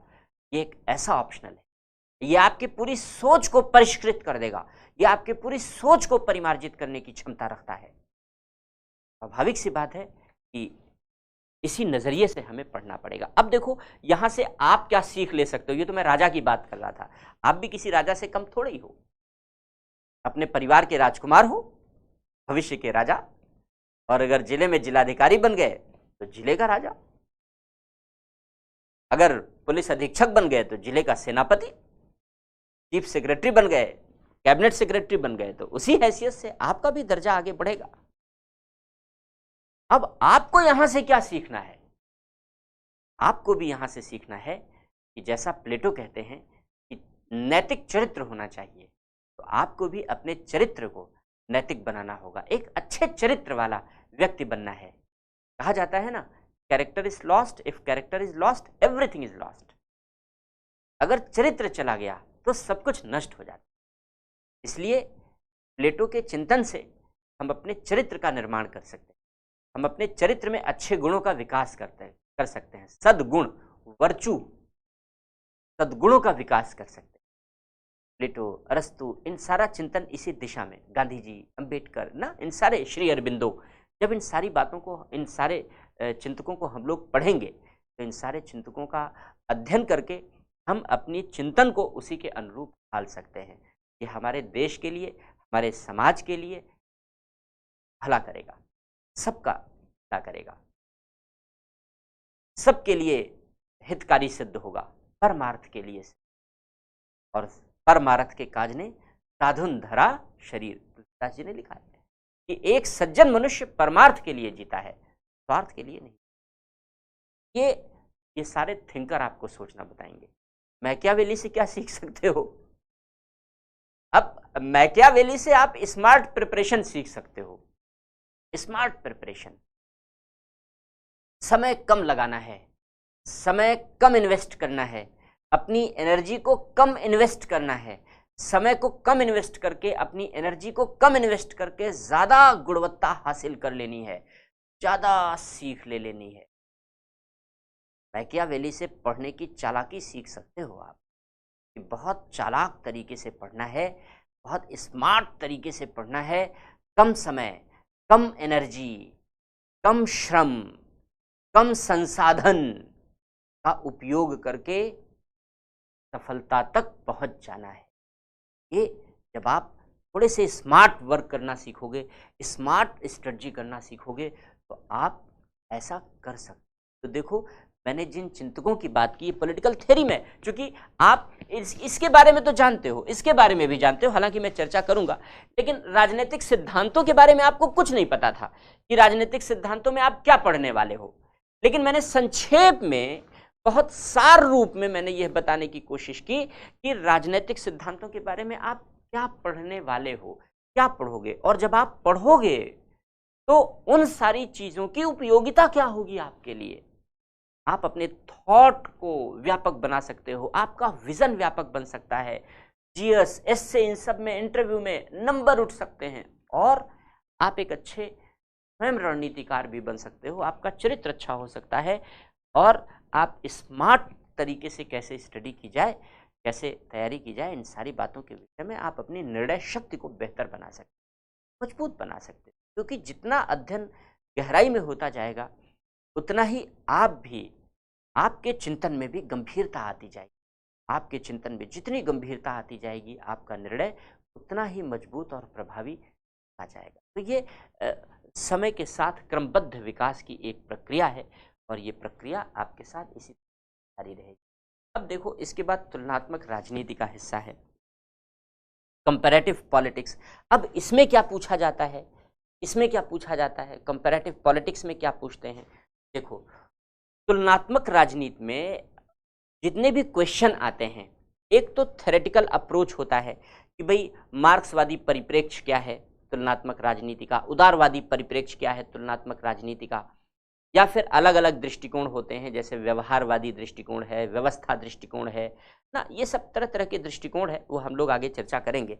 बहुत ही सिंपल है, बहुत ही आसान है, बहुत मज़ेदार है कि सिस्टम थ्योरी क्या होती है, बिहेवियरल थ्योरी क्या होती है, पोस्ट बिहेवियरल थ्योरी क्या होती है। तो इस तरीके के जो अप्रोचेज हैं, इन सारी बातों के बारे में एक तो थोड़ा सा कंसेप्चुअल चर्चा होती है कि पहले कैसे थ्योरी पर बल दिया जाता था, फिर कैसे व्यवहार पर बल दिया जाने लगा, फिर कैसे सबको एक साथ मिला के सोचने लगे, सिस्टम की तरीके से सोचने लगे। जैसे हमारा सिस्टम, हमारा शरीर क्या है, सिस्टम है ना, तो ऐसे ही सिस्टम थ्योरी है। तो तरह तरह की सारी बातें इसी तरीके से प्रैक्टिकल एग्जाम्पल के जरिए आपको समझाएंगे, ये सारा समझ में आता जाएगा। और सबसे महत्वपूर्ण बात, थ्योरी पर तो एक दो क्वेश्चन आते ही हैं, छोटे छोटे 10-10 नंबर, 15-15 नंबर के। जो ज़्यादातर क्वेश्चन आते हैं, इसमें ज़्यादातर क्वेश्चन आपके जो वर्तमान परिप्रेक्ष्य हैं, उन वर्तमान परिप्रेक्ष्यों से आते हैं। अब देखो, दो शब्द एक जैसे आपको लग रहे होंगे, तुलनात्मक राजनीति और अंतर्राष्ट्रीय संबंध, तो आपको लग रहा होगा कि इन दोनों में अलग अलग क्वेश्चन कैसे पूछे जाते हैं। देखो, तुलनात्मक राजनीति में क्वेश्चन पूछा जाता है जो घरेलू नीतियां होती हैं, डोमेस्टिक पॉलिसीज होती हैं एक दूसरे देश की। जैसे भारत है तो भारत की अपनी आंतरिक नीतियां हैं, चीन है, चीन की अपनी आंतरिक नीतियां हैं। तो जब हम अपनी कोई नीति बनाते हैं, आयात निर्यात की नीति बनाते हैं, व्यापार की नीति बनाते हैं, निवेश की नीति बनाते हैं, तो दूसरे देशों पर असर जाता है, क्योंकि दूसरे देश से हमारा आयात निर्यात निवेश उसी मात्रा में प्रभावित होगा। तो जब एक देश कोई पॉलिसी बनाता है, कोई नीति बनाता है, तो उसका दूसरे देशों पर क्या असर पड़ता है। तो ये तुलनात्मक राजनीति के अध्ययन का विषय हो जाता है कि अलग अलग देशों की घरेलू नीतियों का अध्ययन करना और उन घरेलू नीतियों का एक दूसरे पर क्या इम्पैक्ट पड़ता है, इसको समझना। तो स्वाभाविक सी बात है, सबको नहीं पढ़ना होता। जो विगत वर्षों में, विगत एक वर्षों में चर्चा के, एक वर्ष में कुछ महीनों में चर्चा के केंद्र में होती हैं, उन बातों को हम फोकस करके पढ़ते हैं, उन बातों को ध्यान में रखकर पढ़ते हैं, तो हमारे एग्जाम का पूरा दायरा कवर हो जाता है। तो तुलनात्मक राजनीति में हमें उन सारी बातों की चर्चा करनी होती है। ठीक इसी तरीके से international relation, IR, international relation में हमें क्या पढ़ना होता है। इंटरनेशनल रिलेशन में हमें अंतर्राष्ट्रीय स्तर की राजनीति पढ़नी होती है, यानी इसमें हमें पढ़ना होता है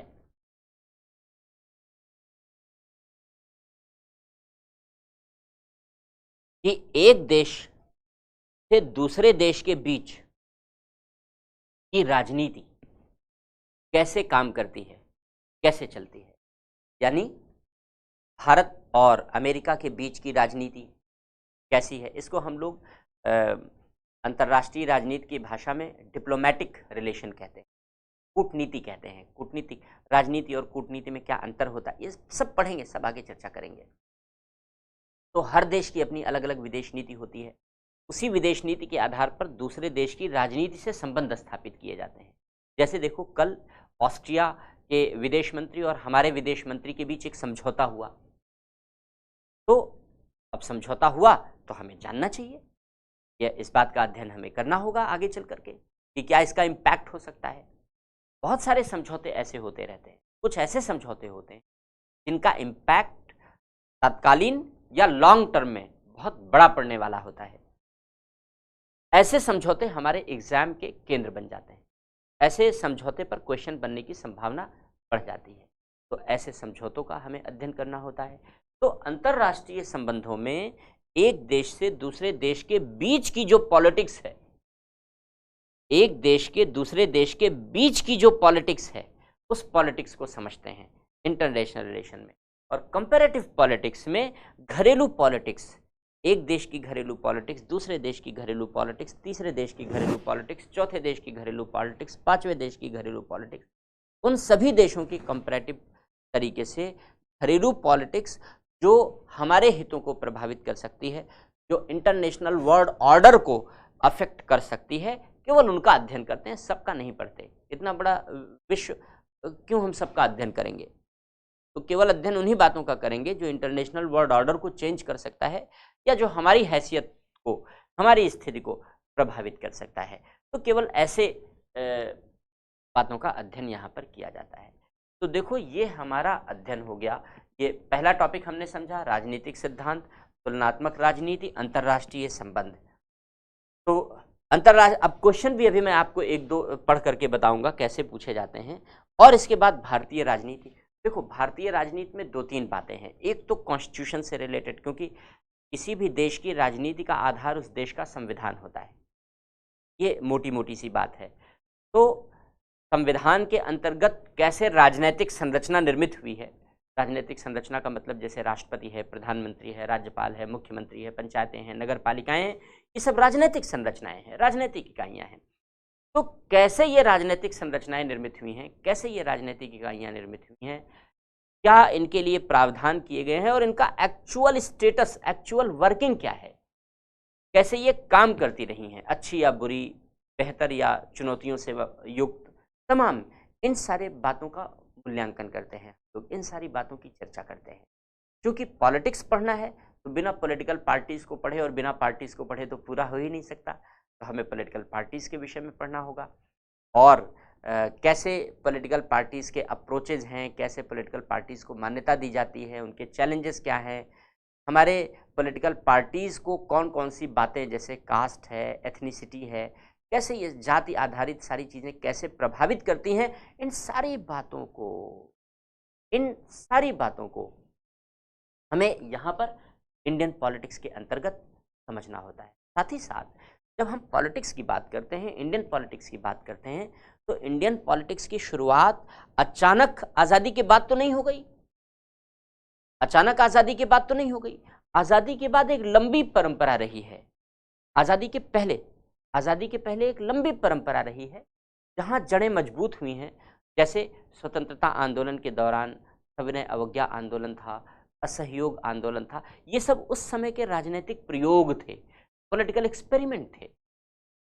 उसके और पहले जाएं तो किसानों का विद्रोह है या इस तरीके से अलग अलग छोटे छोटे विद्रोह हैं, ये उस समय के पॉलिटिकल एक्सपेरिमेंट थे जो आज़ादी के पहले हमारे देश में किए गए। और इन पॉलिटिकल एक्सपेरिमेंट ने एक बैकग्राउंड निर्मित किया, एक धरातल निर्मित किया जिसने हमारे यहाँ एक पॉलिटिकल बेस को मजबूत बनाया। और उसी पॉलिटिकल बेस की मजबूती से फिर भारतीय राष्ट्रीय कांग्रेस धीरे धीरे मजबूत होती चली गई। गांधी जी ने भारतीय राष्ट्रीय कांग्रेस को समय समय पर जो मार्गदर्शन दिया, जिस तरीके से दिशा निर्देश दिया, उसी तरीके से स्वतंत्रता आंदोलन की लड़ाई बढ़ती गई। उसमें कुछ रिवोल्यूशनरी भी थे, कुछ हमारे क्रांतिकारी भी थे, आंदोलनकारी भी थे, उनका भी साथ में योगदान रहा। और इस तरीके से एक पॉलिटिकल बैकग्राउंड आज़ादी के पहले ही तैयार हो गया था। तो हमें अपने उस पॉलिटिकल बैकग्राउंड को भी तो समझना चाहिए। अगर हम आज की पॉलिटिक्स को समझना चाहते हैं तो क्यों समझना चाहिए? क्योंकि देखो, हम लोग जीएस में पढ़ते हैं कि जब प्रियम्बल पढ़ते हैं, उद्देशिका पढ़ते हैं, तो उसमें पढ़ते हैं कि बेरूबारी के मामले में एक बेरूबारी केस था, बताएंगे आपको, समझाएंगे, अभी केवल रेफरेंस बता रहे हैं आपको। बेरूबारी के मामले में सुप्रीम कोर्ट ने कहा था कि हमारे कॉन्स्टिट्यूशन की उद्देशिका प्रियम्बल संविधान निर्माताओं के मस्तिष्क के विचारों को जानने की कुंजी थी। इसी बात को अल्लादी कृष्णा स्वामी अय्यर ने कहा था कि उद्देशिका उन उद्देश्यों को अभिव्यक्त करती है जिनको हमने वर्षों पहले स्वप्न के रूप में संजोया था। इसका मतलब क्या है? इसका मतलब यह है कि हमारे संविधान निर्माता स्वप्नदर्शी थे, स्वप्न दृष्टा थे। उन्होंने स्वप्न संजोया था, स्वप्न देखा था। इसका एक आदर्श। गांधी जी ने बुक लिखा मेरे सपनों का भारत, और उन्होंने अपने बुक में लिखा कि उनके सपनों का भारत कैसा होगा। उन्होंने लिखा रामराज्य जैसा होगा। अब क्या होता है, कैसी वह सारी चीजें होती, उसकी चर्चा हम लोग आगे करेंगे। लेकिन अब किस तरीके की कल्पना, किस तरीके की परिकल्पना हमारे संविधान निर्माताओं ने और उनसे पहले हमारे स्वतंत्रता आंदोलनकारियों ने विकसित की, कैसे भारत को वो देखना चाहते थे, कैसे जनमानस को देखना चाहते थे, उनका दर्शन, उनकी फिलॉसफी क्या थी, उनकी सोच क्या थी, उसी सोच के आधार पर उस समय का पॉलिटिकल बैकग्राउंड निर्मित हुआ। और उसी पॉलिटिकल बैकग्राउंड को आगे चलकर भारतीय राजनीति में कॉन्टिन्यूटी मिली है। और कहीं ना कहीं हमारे जो पॉलिटिकल पार्टीज हैं वो उनसे एनर्जी, उनसे स्रोत प्राप्त करती हैं, उन्हें अपना आदर्श मानती हैं। उन्हें भी हमें समझना चाहिए। क्यों? क्योंकि भगत सिंह जैसे क्रांतिकारी थे जो अपनी युवावस्था में हंसते हंसते फांसी को गले लगा बैठे। आप एक बार कल्पना करके देखो, सोच कर देखो, इतना बड़ा बलिदान किसके लिए? अपने लिए नहीं, अपने परिवार के लिए नहीं, अपने देश के लिए, आगे आने वाले भाई बहनों के लिए, आगे आने वाली पीढ़ियों के लिए। कितना बड़ा दर्शन था, इतना बड़ा स्वप्न, इतना बड़ा दर्शन। आगे आने वाली पीढ़ी जिन्हें वो जानते नहीं, जिन्हें वो पहचानते नहीं, जिन्हें लेकिन सबको अपना समझते हैं, और इस पूरे देश के लिए, आजादी के लिए हंसते हंसते इस जवानी में फांसी के फंदे को गले लगा लेना, इतना बड़ा, इतनी बड़ी फिलॉसफी थी इसकी। ना चाहिए हमें। प्रीति लता वाडेकर 20-21 साल की लड़की, हंसते हंसते साइनाइड की गोली खा ली जब पुलिस ने पकड़ा। तो देश के लिए ये प्राणों की आहुति देने वाले क्रांतिकारी हैं हमारे, और इन क्रांतिकारियों ने इस पूरे देश के लिए विचारों की एक पृष्ठभूमि तैयार कर दी, क्योंकि उनके विचारों की इस पृष्ठभूमि को समझना हमारा दायित्व है, हमारा कर्तव्य है आज। इसलिए हमारा कर्तव्य है क्योंकि आज अगर हम इस खुली हवा में सांस ले रहे हैं तो वो उनके उस बलिदान का परिणाम है जिसके लिए उनके माथे पर शिकन भी नहीं आई। उन्होंने हंसते हंसते अपने प्राणों की आहुति दी। इसलिए हम, और हमारे मूल कर्तव्यों में ये लिखा हुआ है, कॉन्स्टिट्यूशन में लिखा हुआ है, ये पार्ट 4A में, कि हमारे संविधान निर्माताओं ने जिन उच्च, हमारे स्वतंत्रता आंदोलनकारियों ने जिन उच्च आदर्शों को हृदय में सजो करके स्वतंत्रता आंदोलन की लड़ाई लड़ी, उन उच्च आदर्शों को हम समझें, अपने हृदय में सजोएं और अपनाएं। ये हमारा कर्तव्य भी है। तो इस कर्तव्य का पालन कौन कर रहा है? ये सब्जेक्ट कर रहा है, ये PSIR ऑप्शनल कर रहा है इस कर्तव्य का पालन। क्यों? क्योंकि जब हम लोग भारतीय राजनीति पढ़ेंगे तो भारतीय राजनीति में हम लोग उस संदर्भ की भी चर्चा करेंगे, परिप्रेक्ष्य का भी अध्ययन। तो देखो कितना आपसे जुड़ा हुआ सब्जेक्ट है, इतना प्रैक्टिकल सब्जेक्ट है। जो थ्योरीज भी हैं, थॉट्स भी हैं, वो ऐसी नहीं है जो आपको लगे कि कहीं से आयात की गई हैं और हमारी समझ के बाहर की चीज़। ऐसा बिल्कुल भी नहीं है। सब कुछ बहुत आसान है, सब कुछ बहुत सरल है। बस चीज़ों को देखने का नज़रिया हमें उस तरीके का डेवलप करना पड़ेगा। उसी नए नज़रिए के साथ हम लोग PSIR ऑप्शनल को एक एक करके पढ़ें। तो देखो, ये तो हमने एक बेसिक सी चर्चा बता दी आपको सिलेबस की, कि हमारा सिलेबस किन किन बातों को शामिल करता है, हमारा सिलेबस किन किन बातों को शामिल करता है। और अभी देखो, हमने तो केवल इंडियन पॉलिटिक्स की बात की। जब इंडियन पॉलिटिक्स को हम लोग इंटरनेशनल रिलेशन से जोड़ दें तो सुभाष चंद्र बोस रेलेवेंट हो जाएंगे। अंग्रेज इसीलिए इस देश से भागे क्योंकि सुभाष चंद्र बोस थे आगे आगे। सुभाष चंद्र बोस का प्रेशर था बढ़ता हुआ, जिसने अंग्रेजों को भागने के लिए मजबूर कर दिया। अन्यथा भारत छोड़ो आंदोलन तो फ्लॉप शो हो चुका था, असफल हो चुका था। लेकिन भारत छोड़ो आंदोलन असफल होने के बावजूद भी अंग्रेज भाग गए। तो स्वाभाविक सी बात है कि इंडियन पॉलिटिक्स केवल और केवल इंडियन पॉलिटिकल सिनेरियो को ही नहीं प्रभावित करता, बल्कि वो इंटरनेशनल पॉलिटिकल सिनेरियो को भी प्रभावित कर रहा है। आज का उदाहरण तो सामने है ही, आप देख रहे हैं, पूरा विश्व भारत का जयघोष करता है। और अगर हर किसी को यूक्रेन और रूस के युद्ध को रोकने की अगर उम्मीद नज़र आती है तो सबको भारत में नज़र आती है, सबको भारत में नज़र आती है। भारत ही एकमात्र ऐसा देश है जो इस युद्ध को रोक सकता है, रूस और यूक्रेन के बीच होने वाले युद्ध को रोक सकता है। तो भारत की जो सांस्कृतिक विरासत है, भारत की जो राजनीतिक विरासत है, उसकी जड़ें बहुत गहरी हैं। क्यों? क्योंकि हमारी संस्कृति बहुत मजबूत संस्कृति है, वसुधैव कुटुंबकम की संस्कृति, विश्व बंधुत्व की संस्कृति। इसलिए हमारी जड़ें बड़ी गहरी हैं, राजनीतिक और सांस्कृतिक। तो चलो, उन सारी बातों की चर्चा हम लोग आगे तो करेंगे ही। अब देखो, ये तो हमने सिलेबस का एक सार बता दिया आपको, एक जिस्ट बता दिया।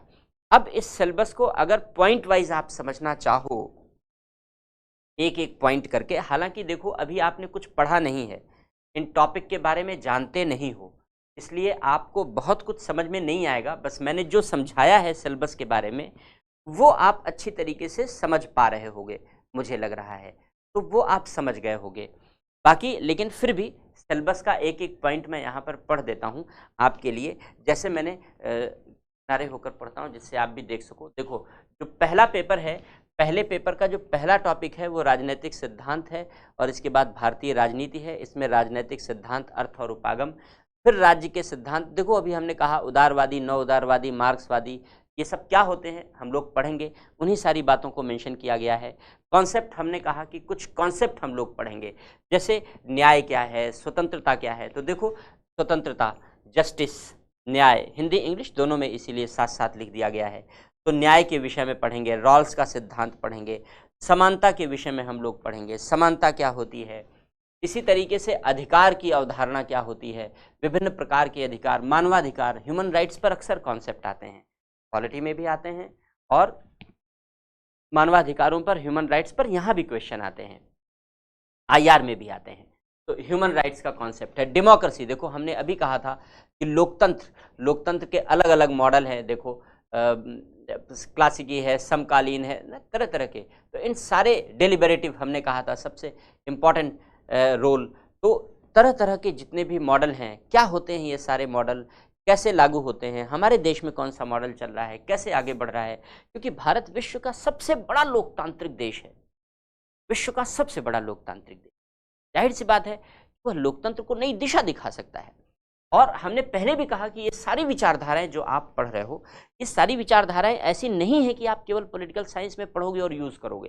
ये सारी विचारधाराएं जब आप न्यूज़पेपर पढ़ोगे, जब आप मैगजीन पढ़ोगे, टीवी पर किसी की डिबेट सुनोगे, तो ऐसे शब्दों का प्रयोग वो झटके में कर देते हैं। अब अगर आपके पास ऐसी विचारधाराओं की समझ है तो आप समझ जाते हो कि ये कहना क्या चाहता है, या आप अगर इन विचारधाराओं को समझ लेते हो तो आप कहीं बैठे हो, आप भी ऐसी विचारधाराओं का प्रयोग अच्छी तरीके से, समय के अनुसार उपयुक्त तरीके से कर सकते हो। आपका लेवल भी बुद्धिजीवी, आपका बौद्धिक स्तर बढ़ जाएगा, आप भी बुद्धिजीवी की श्रेणी में आ जाओगे, इंटेलेक्चुअल की श्रेणी में आ जाओगे। तो इन विचारधाराओं का एक ये बहुत बड़ा इम्पैक्ट है आपकी पूरी पर्सनैलिटी पर। फिर शक्ति का कॉन्सेप्ट क्या है, शक्ति की अवधारणा क्या है, हेजेमनी, आइडियोलॉजी, लेजिटिमेसी ना, ये सारी बातें। फिर राजनीतिक विचारधाराएं, वही उदारवाद, समाजवाद, मार्क्सवाद, फांसीवाद, गांधीवाद। देखो अभी मैं कह रहा था हमारे देश में फांसीवाद का बड़ा उपयोग होता है, राजनीतिक दल एक दूसरे के खिलाफ करते रहते हैं, तो क्या होता है, गांधीवाद, नारीवाद, तो इन सारी बातों के विषय में हम लोग चर्चा करेंगे। फिर इसके बाद पॉलिटिकल थॉट आ जाते हैं, Indian political thought, western political thought, वही सारे थॉट हैं जो हमने अभी आपसे चर्चा की थी कि भारतीय राजनीतिक दर्शन है जिसमें धर्मशास्त्र, अर्थशास्त्र, बौद्ध परंपराएं, सर सैयद अहमद खान, श्री अरविंदो, गांधी जी, अंबेडकर और एम.एन. राय के भी। पाश्चात्य राजनीतिक चिंतन में आएंगे तो प्लेटो, अरस्तु, मैकियावेली, हॉब्स, लॉक, जॉन मिल, मार्क्स, ग्राम्स्की और हन्ना आरेंट, ये इतने जो थिंकर हैं, ये सारे के सारे हम लोग अभी चर्चा कर चुके हैं। लेकिन चूंकि मैंने ये स्लाइड नहीं दिखाई थी, मैं बिना स्लाइड दिखाए आपको एक्सप्लेन कर रहा था, तो इसके बाद ये स्लाइड मैंने दिखा दी कि देखो मैंने जो एक्सप्लेन किया बहुत सार रूप में, जिस्ट के रूप में, समरी के रूप में मैंने जो एक्सप्लेन किया वही बातें यहाँ सिलेबस में मेंशन है। ये पूरा एक पार्ट हो गया। अब देखो इंडियन पॉलिटिक्स, जो भारतीय राजनीति है, इंडियन गवर्नमेंट एंड पॉलिटिक्स, भारतीय राजनीति और सरकार, तो इसमें देखो पहले इंडियन नेशनलिज्म है, भारतीय राष्ट्रवाद है, तो स्वाधीनता संग्राम की राजनीतिक कार्यनीतियां, संविधानवाद से, जन सत्याग्रह, असहयोग, सविनय अवज्ञा, भारत छोड़ो, उग्रवादी क्रांतिकारी आंदोलन, सारी बातें वही आ गई, किसान आंदोलन, अभी जो मैंने यहाँ आपसे डिस्कस किया। फिर भारतीय राष्ट्रीय आंदोलन का परिप्रेक्ष्य क्या क्या था, उदारवादी, समाजवादी, जब पढ़ लेंगे तो ये बात आसानी से समझ में आ जाएगी। फिर इसके बाद भारतीय संविधान के विषय में डिस्कशन शुरू हो जाता है। हमने बताया था संविधान का निर्माण कैसे हुआ, ब्रिटिश शासन का क्या योगदान रहा, सामाजिक और राजनीतिक परिप्रेक्ष्य क्या था, भारतीय संविधान के विशेष फीचर क्या है, फंडामेंटल राइट दिए गए हैं, डीपीएसपी दी गई हैं, प्रियम्बल है, अभी हम लोगों ने डिस्कस किया, न्यायिक पुनर्विलोकन, आधारभूत ढांचे की अवधारणा, ये तमाम सारी बातें संविधान के विषय में हम लोग चर्चा करेंगे। फिर इसके बाद प्रिंसिपल ऑर्गन, देखो सरकार के अंग, भारत की सरकार, संघ सरकार, राज्य की सरकार, पंचायती राज सरकार, नगरीय शासन, 73rd 74th कॉन्स्टिट्यूशनल अमेंडमेंट, और तमाम स्टैट्यूटरी बॉडी जैसे इलेक्शन कमीशन है, मानवाधिकार आयोग है, CAG है, अनुसूचित जाति आयोग है, अनुसूचित जनजाति आयोग है, इस प्रकार के ये सारे संगठन, तो ये सारा का सारा पार्ट। अब इसके बाद फेडरलिज्म है, यानी संघ राज्य संबंध कैसे हैं, हमारे देश में नियोजन और आर्थिक विकास की गति कैसे रही है, भारतीय राजनीति की क्या दिशा दशा रही है, भारतीय राजनीति में धर्म, जाति और निर्जातीयता कैसे प्रभावित करता है, पार्टी सिस्टम कैसे हमारे यहाँ वर्क करता है, राष्ट्रीय क्षेत्रीय राजनीतिक दलों की जो भूमिका है, वैचारिक और सामाजिक आधार राजनीतिक दलों का कैसा रहा है, इन सारी बातों के विषय में।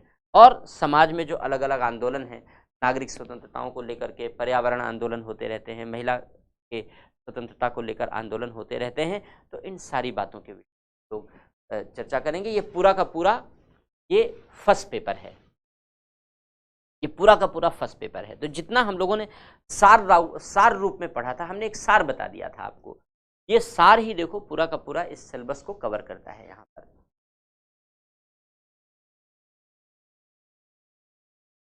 अब इस डिस्कशन के साथ ही साथ, हालांकि जब हम लोग चर्चा शुरू करेंगे ना एक एक टॉपिक की, तो वहाँ सिलेबस को और हम लोग एक्सप्लेन करते चलेंगे, सिलेबस को और पढ़ते चलेंगे हम लोग। फिर इसके बाद देखो तुलनात्मक राजनीति और अंतर्राष्ट्रीय संबंध में, अब देखो जो हमने वहाँ चर्चा की वही तुलनात्मक राजनीति और अंतर्राष्ट्रीय संबंध में भी वही सारे टॉपिक आ जाएंगे।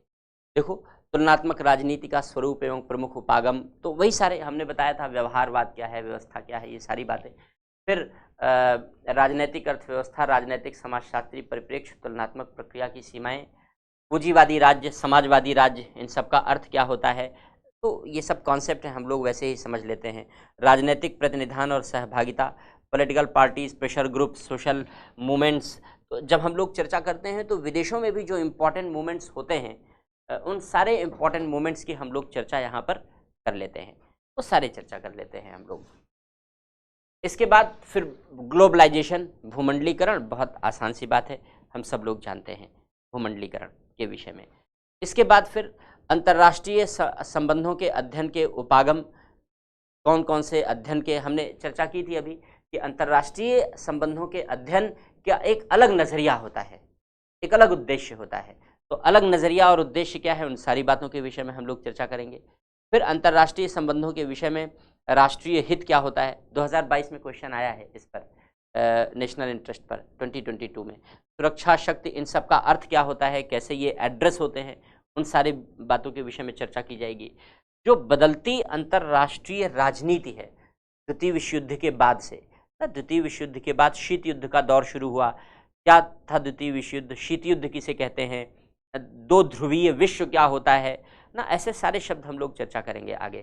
तो जो बदलता अंतर्राष्ट्रीय परिदृश्य है, दो ध्रुवीयता, ये बाइपोलैरिटी, इस बाइपोलैरिटी को लेकर कैसे आगे बढ़ा है, कैसे शस्त्रीकरण की होड़ बढ़ी है, कैसे शीत युद्ध आगे बढ़ा है, कैसे न्यूक्लियर खतरा बढ़ रहा है, नॉन अलाइंड यानी जो हमारा नैम है, गुट निरपेक्ष आंदोलन है, गुट निरपेक्ष आंदोलन पर क्वेश्चन खूब आते हैं। तो गुट निरपेक्ष क्या है, इन सारी बातों के विषय में। फिर अंतर्राष्ट्रीय आर्थिक व्यवस्था, जिसमें ब्रिटेन वुड यानी हम लोग विश्व बैंक, IMF, तो विश्व बैंक और IMF से चर्चा की शुरुआत करेंगे और WTO तक आएंगे। फिर कैसे पूरे समाजवादी अर्थव्यवस्था पर और पूरे विश्व की अर्थव्यवस्था पर इनका प्रभाव पड़ा है, इन सारी बातों के विषय में चर्चा की जाएगी। संयुक्त राष्ट्र और उसके अंग, देखो इस पर क्वेश्चन प्री में भी आते हैं, इस बार क्वेश्चन संयुक्त राष्ट्र पर प्री में भी आया था 2022 में, प्री में भी आया है, तो प्री में भी इस पर क्वेश्चन आता है। मेन एग्जामिनेशन में भी IAS में क्वेश्चन पूछा जाता है, GS में, और यहाँ पर भी क्वेश्चन पूछा जाता है। तो कैसे इन संयुक्त राष्ट्र संघ के विभिन्न अंगों की भूमिका होती है, इन सारी विषयों के विषय में हम लोग चर्चा करेंगे। जो अलग अलग रीजनल ग्रुप्स हैं, जैसे आसियान है, एपेक है, सार्क है, क्यू है, इन सब का क्या रोल होता है, ये सब GS में भी पढ़ते हैं। ये पूरा GS शुरू हो गया यहाँ से, अब यहाँ से पूरा GS शुरू हो गया, इसके पहले से ही यहाँ से पूरा GS शुरू हो गया, 7th पॉइंट से पूरा GS शुरू हो गया, समझ लो। और फिर समकालीन वैश्विक सरोकार, मानवाधिकार, पर्यावरण, लिंग, अब आप देखो अलग अलग ट्रीटीज़ होती रहती हैं इंटरनेशनल लेवल की इन मुद्दों को लेकर के, और उसमें अलग अलग मुद्दे उठाए जाते रहते हैं ना, जैसे पेरिस कन्वेंशन था। तो अब ऐसे जब अंतर्राष्ट्रीय स्तर के कोई भी कन्वेंशन होते हैं, कोई भी संधियां होती हैं, कोई भी समझौते होते हैं, तो वो हमारे लिए इम्पॉर्टेंट हो जाते हैं, GS के लिए भी इम्पॉर्टेंट हो जाते हैं और GS के साथ साथ ऑप्शनल के लिए भी इम्पॉर्टेंट हो जाते हैं। तो ये GS और ऑप्शनल एक साथ वर्क करता है, कवर करता है। इसके बाद देखो भारत की विदेश नीति, पढ़ना ही पड़ेगा हमें कि विदेश नीति स्वतंत्रता के बाद कैसे चेंज होती रही है और कैसे इस समय बड़े मुखर रूप में सामने आई है। लुक ईस्ट क्या है, लुक वेस्ट क्या है ना, तमाम बातें, तो उन सब की चर्चा। फिर गुट निरपेक्षता, देखो गुट निरपेक्षता टॉपिक 2-2 बार है, ग्लोबलाइजेशन टॉपिक 3-3 बार लिखा है, तो एक एक शब्द 2-2 3-3 बार, एक एक कॉन्सेप्ट 2-2 3-3 बार लिखे गए हैं। उन सबको एक साथ रख के पढ़ लेंगे तो हमारा सिलेबस और छोटा हो जाएगा। यहाँ पर क्षेत्रीय सहयोग, देखो सार्क वहाँ भी लिखा था, फिर यहाँ भी सार्क लिखा हुआ है, तो सार्क की चर्चा। लुक ईस्ट पॉलिसी, देखो अभी मैंने चर्चा की, तो जब भारत की विदेश नीति पढ़ेंगे तो लुक ईस्ट पॉलिसी अपने आप कवर हो जाएगी, अलग से लिखने की आवश्यकता ही नहीं है, अपने आप कवर हो जाएगा। तो बहुत सारा टॉपिक ऐसा है जब हम लोग पढ़ने लगते हैं तो सब अपने आप को समाहित कर लेता है, तो सिलेबस बहुत छोटा हो जाता है, सिमट जाता है। फिर बहुत छोटे छोटे इश्यूज़ हैं जो विभिन्न देशों के साथ है, बाउंड्री डिस्प्यूट होते हैं, माइग्रेशन आने जाने को लेकर डिस्प्यूट होता है, पानी के बंटवारे को लेकर के डिस्प्यूट हो जाता है, जैसे भारत और बांग्लादेश के बीच रहा है, भारत और चीन के बीच है ना, ब्रह्मपुत्र नदी को लेकर के, तो इन सारी बातों की चर्चा। फिर भारत और विश्व के जो अन्य देश हैं उन देशों के साथ हमारी रिलेशनशिप कैसी है, उन सारी बातों के विषय में। देखो अफ्रीका, लैटिन अमेरिका के साथ संबंध, संयुक्त राज्य अमेरिका, यूरोपीय यूनियन, फिर आ गया यूरोपीय यूनियन, वहाँ भी लिखा था, यहाँ भी आ गया, तो एक ही शब्द को आप देखो कई कई बार लिखा गया है, अनेक बार लिखा गया है। जापान, चीन, रूस, इन सब के विषय में। संयुक्त राष्ट्र, देखो अब जब संयुक्त राष्ट्र, जब हम UN पढ़ेंगे तो भारत की भूमिका भी उसी में पढ़ लेंगे। तो संयुक्त राष्ट्र अनुरक्षण में, शांति अनुरक्षण में भारत की भूमिका, सुरक्षा परिषद में अस्थायी सदस्यता की मांग, 2022 में इस पर क्वेश्चन आ चुका है, बहुत इंपॉर्टेंट है, GS में भी आता है, ऑप्शनल में भी आता है, यहाँ पर खूब पूछा गया है, पूछा जाता है, भविष्य में भी पूछा जाएगा, क्योंकि जो अंतर्राष्ट्रीय सुरक्षा परिषद है उसमें भारत की एक मजबूत मांग प्रस्तुत की गई है और हम चाहते हैं कि भारत अंतर्राष्ट्रीय स्तर पर सुरक्षा परिषद का मेंबर बने। परमानेंट मेंबर बने। दो तरीके के मेंबर होते हैं, परमानेंट और टेम्पररी, चर्चा करेंगे हम लोग। वैसे हमने जो आंसर राइटिंग वाला एक सेशन लिया था, उस आंसर राइटिंग वाले सेशन में हमने इस क्वेश्चन को लिया है, क्योंकि बहुत इंटरेस्टिंग क्वेश्चन है आज के समय का। और भारत ने संयुक्त राष्ट्र की शांति पीस कीपिंग फोर्सेस, शांति सुरक्षा के मिशन चलाए जाते हैं, संयुक्त राष्ट्र के द्वारा दूसरे देशों में भेजे जाते हैं। हमारे देश के सैनिकों ने 2 लाख से अधिक सैनिकों ने अब तक इसमें भागीदारी निभाई है। विश्व के सबसे ज़्यादा सैनिक भारत ने दिए हैं संयुक्त राष्ट्र के सुरक्षा मिशन में, और 168 जवानों ने शहादत भी दी है, अपने लिए नहीं, दूसरे देशों के लिए। यह है विश्व बंधुत्व, यह है वसुधैव कुटुंबकम की भावना कि हम अपने लिए नहीं, दूसरों के लिए भी हमने जाने दी हैं। जो संयुक्त राष्ट्र सुरक्षा मिशन है, शांति सुरक्षा मिशन है, ये इसका जीता जागता एग्जाम्पल है। तो चर्चा बहुत अच्छे, बड़े रेलेवेंट तरीके से, बड़े प्रासंगिक और बड़े ही पॉपुलर तरीके से, बड़े चर्चित तरीके से हम लोग यहाँ पर करेंगे, बड़े सारगर्भित तरीके से करेंगे। भारत और नाभिकीय प्रश्न, जो बदलता परिप्रेक्ष्य है, उसके संदर्भ में। विदेश नीति में अब देखो, अफगानिस्तान, इजराइल के साथ हमारे रिलेशन बिल्कुल नए तरीके से उभर कर सामने आए हैं। अफगानिस्तान का डेवलपमेंट किसी से छुपा हुआ नहीं है। पहले तो लग रहा था कि भारत बहुत तेज़ी से आगे बढ़ रहा है अफगानिस्तान में, लेकिन जब से तालिबान का शासन आ गया, तब से स्थिति हमारे लिए बड़ी विकट हो गई कि हम कैसे सपोर्ट करें, हमारे लिए समस्या का विषय है, दुविधा में फंसे हैं। तो बहुत सारी बातें, तो बड़ा ही प्रैक्टिकल सा सब्जेक्ट है, बड़ा ही मज़ेदार सा सब्जेक्ट है, बड़ा ही इंटरेस्टिंग सा सब्जेक्ट है। और इस सब्जेक्ट को पढ़ लोगे तो पेपर पढ़ने में भी मज़ा आएगा, न्यूज़पेपर पढ़ने में भी मज़ा आएगा। न्यूज़पेपर में आप खबरें खोज खोज के पढ़ोगे कि अच्छा देखें आज इन दोनों देशों में क्या हुआ है, कि अब समझ तो हो गई है, देखें न्यूज़पेपर क्या लिखता है और इसका हमारे लिए क्या रेलेवेंसी है, हमारे लिए क्या प्रासंगिकता है। तो ये एक सिलेबस की बेसिक सी समझ थी आज के टॉपिक में। बाकी इन जितना भी सिलेबस था, उस सिलेबस को हमने इस चैप्टर को समझाने के दौरान हमने आसानी से यहाँ पर कवर कर दिया था। तो हमने ये पढ़ा कि क्या पढ़ना है हमें। अभी हमने ये पढ़ा, हमने बताया ना क्या पढ़ना है, कहाँ से पढ़ना है और कैसे पढ़ना है। ये 3 सवाल हैं सबसे पहले, और इन 3 सवाल के बाद फिर और बहुत सारी बातें, क्रमबद्ध अध्ययन होगा हम लोगों का। तो पहले सवाल का जवाब हमने ले लिया, क्या पढ़ना है, ये हम लोगों ने चर्चा कर ली। और देखो, मैंने जब सिलेबस एक्सप्लेन किया तो मैंने बहुत तेज़ी से कर दिया। उसके पीछे मेरा एक भाव था। भाव ये था कि एक एक पॉइंट को रुक करके अभी बहुत ज़्यादा बताने की आवश्यकता नहीं थी, क्योंकि आप इनमें से बहुत सारी चीज़ों को अभी आप नहीं जानते हो, अभी आप बिगिनर हो, बिल्कुल आपने अभी शुरुआत किया है, अभी आपने बिल्कुल शुरुआत की है, आज आपकी पहली क्लास है। तो अगर इन सारे टॉपिक को बहुत गहराई में हम आपको अभी समझा दें तो आपके लिए उसका कोई महत्व नहीं है, कोई उपयोगिता नहीं है। लेकिन हाँ, सब्जेक्ट का कलेवर क्या है, सब्जेक्ट क्या डिमांड करता है, सब्जेक्ट का नेचर क्या है, ये एक बेसिक चीज समझ में आनी चाहिए। तो आज जो हमने आपको सिलेबस समझाया, ये केवल यही एक बेसिक सी बात थी, बस।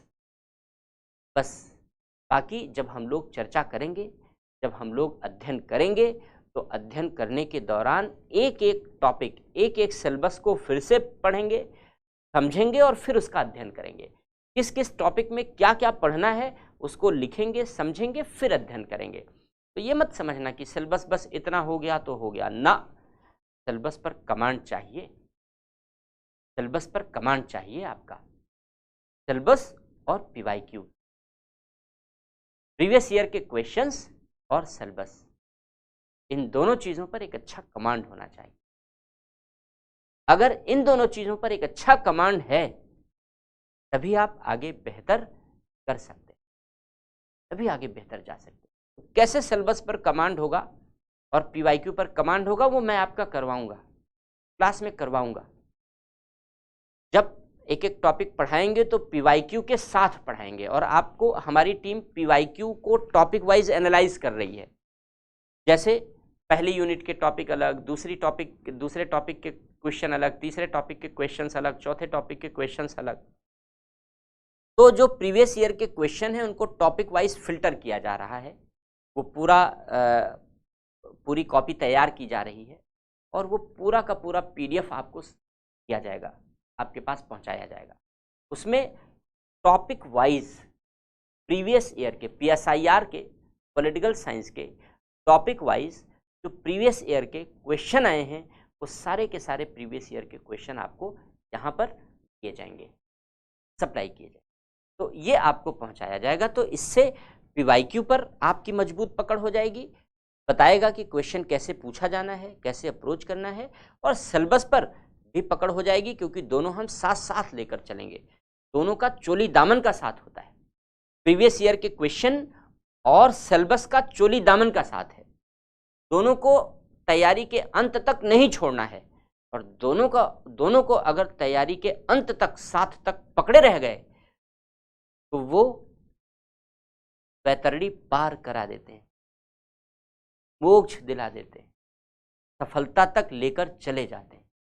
तो इसलिए सिलेबस और PYQ, ये मत समझना कि आज सिलेबस की यात्रा समाप्त हो गई ना, ये तो यहाँ से शुरुआत हुई है।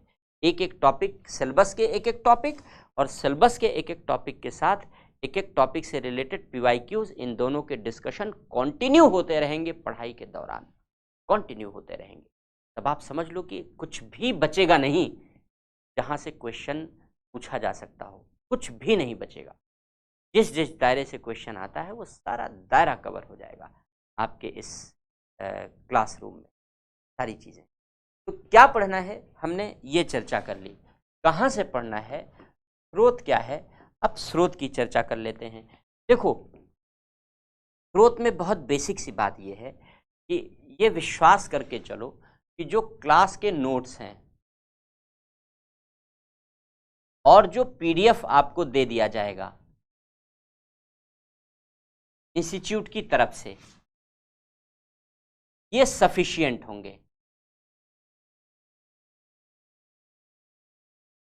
ये पर्याप्त है।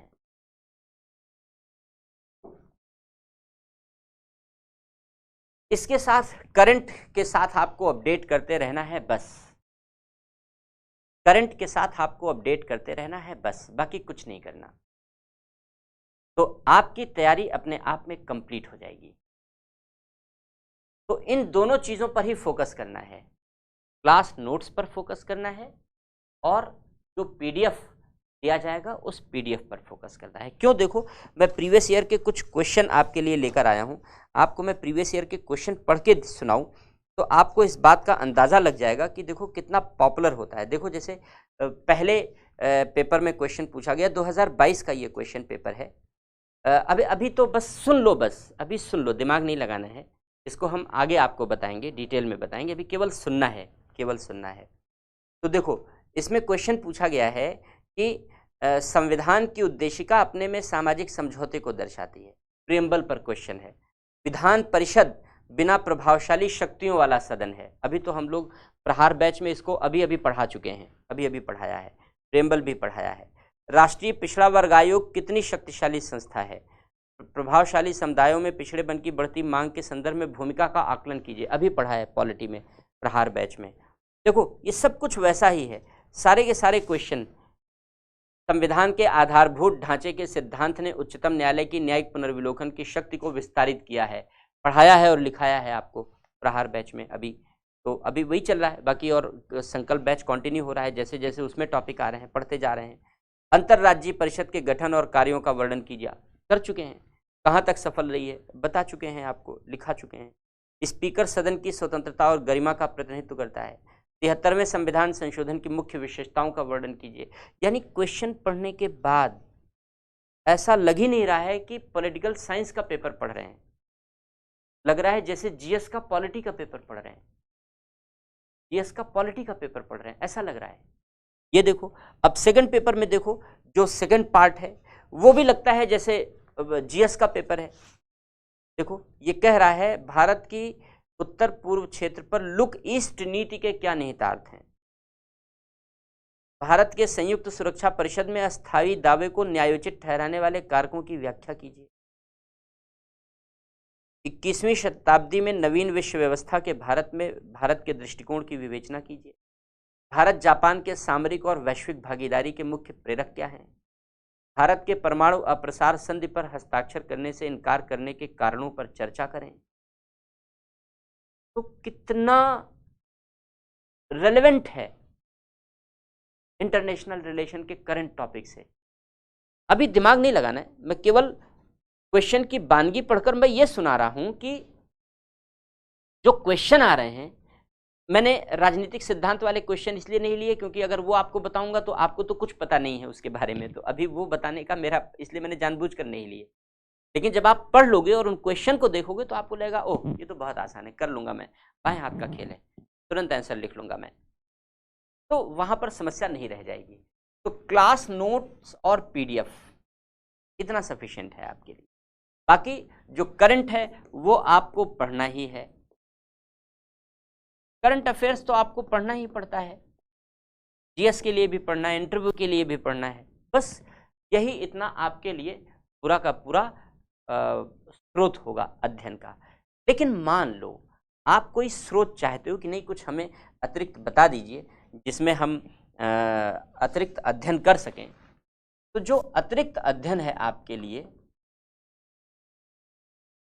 उस अतिरिक्त अध्ययन के लिए सबसे पहले आप एनसीईआरटी पढ़ सकते हो। 11th-12th की एनसीईआरटी है। पहला है राजनीतिक सिद्धांत और दूसरा है विश्व राजनीति।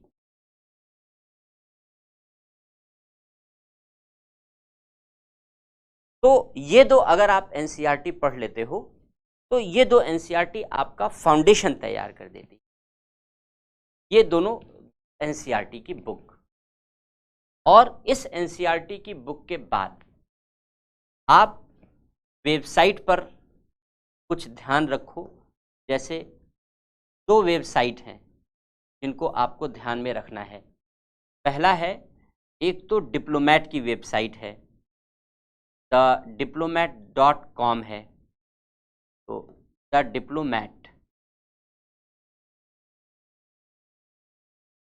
डिप्लोमेट की वेबसाइट है। और दूसरा orfonline.org यानी ORF ऑब्जर्वर रिसर्च फाउंडेशन की वेबसाइट है। ऑब्जर्वर रिसर्च फाउंडेशन की वेबसाइट, ये दो वेबसाइट बहुत सफिशिएंट है, बहुत अच्छी हैं, इनकी क्वालिटी बहुत अच्छी है, इनकी क्वालिटी बहुत अच्छी है इन दोनों वेबसाइट की। तो अगर आप ये दो वेबसाइट कवर करते हो तो ये बहुत अच्छा है। न्यूज़पेपर, अब न्यूज़पेपर में देखो हिंदी में तो केवल एक ही न्यूज़पेपर अच्छा है और वो है राष्ट्रीय संस्करण, दैनिक जागरण। हिंदी में तो केवल एक ही पेपर है जो इस तरीके का कवरेज करता है। बाकी अगर इंग्लिश में आप कवर कर सकते हो, क्यों नहीं कवर कर सकते, बहुत आसान है। इसमें इंडियन एक्सप्रेस भी है, इंडियन एक्सप्रेस भी अच्छा न्यूज़पेपर है, और द हिंदू भी अच्छा न्यूज़पेपर है, बेटर है, ठीक है। तो इन दोनों में से कोई भी न्यूज़पेपर आप, तीनों में से कोई भी एक न्यूज़पेपर आप डेली पढ़ो। तो ये आपका न्यूज़पेपर के, ये एसेंशियल रीडिंग है आपके लिए, ये आप जरूर देखना एक बार। वेबसाइट और न्यूज़पेपर को आप जरूर देख। इसके बाद कुछ बुक्स अगर आप जानना चाहते हो तो बुक्स में आप राजनीतिक सिद्धांत, राजनीतिक सिद्धांत की रूपरेखा, ओपी गाबा की बुक है, आप इसे ले सकते हो। पाश्चात्य राजनीतिक चिंतक, ये भी ओपी गाबा की बुक है, ले सकते हो आप।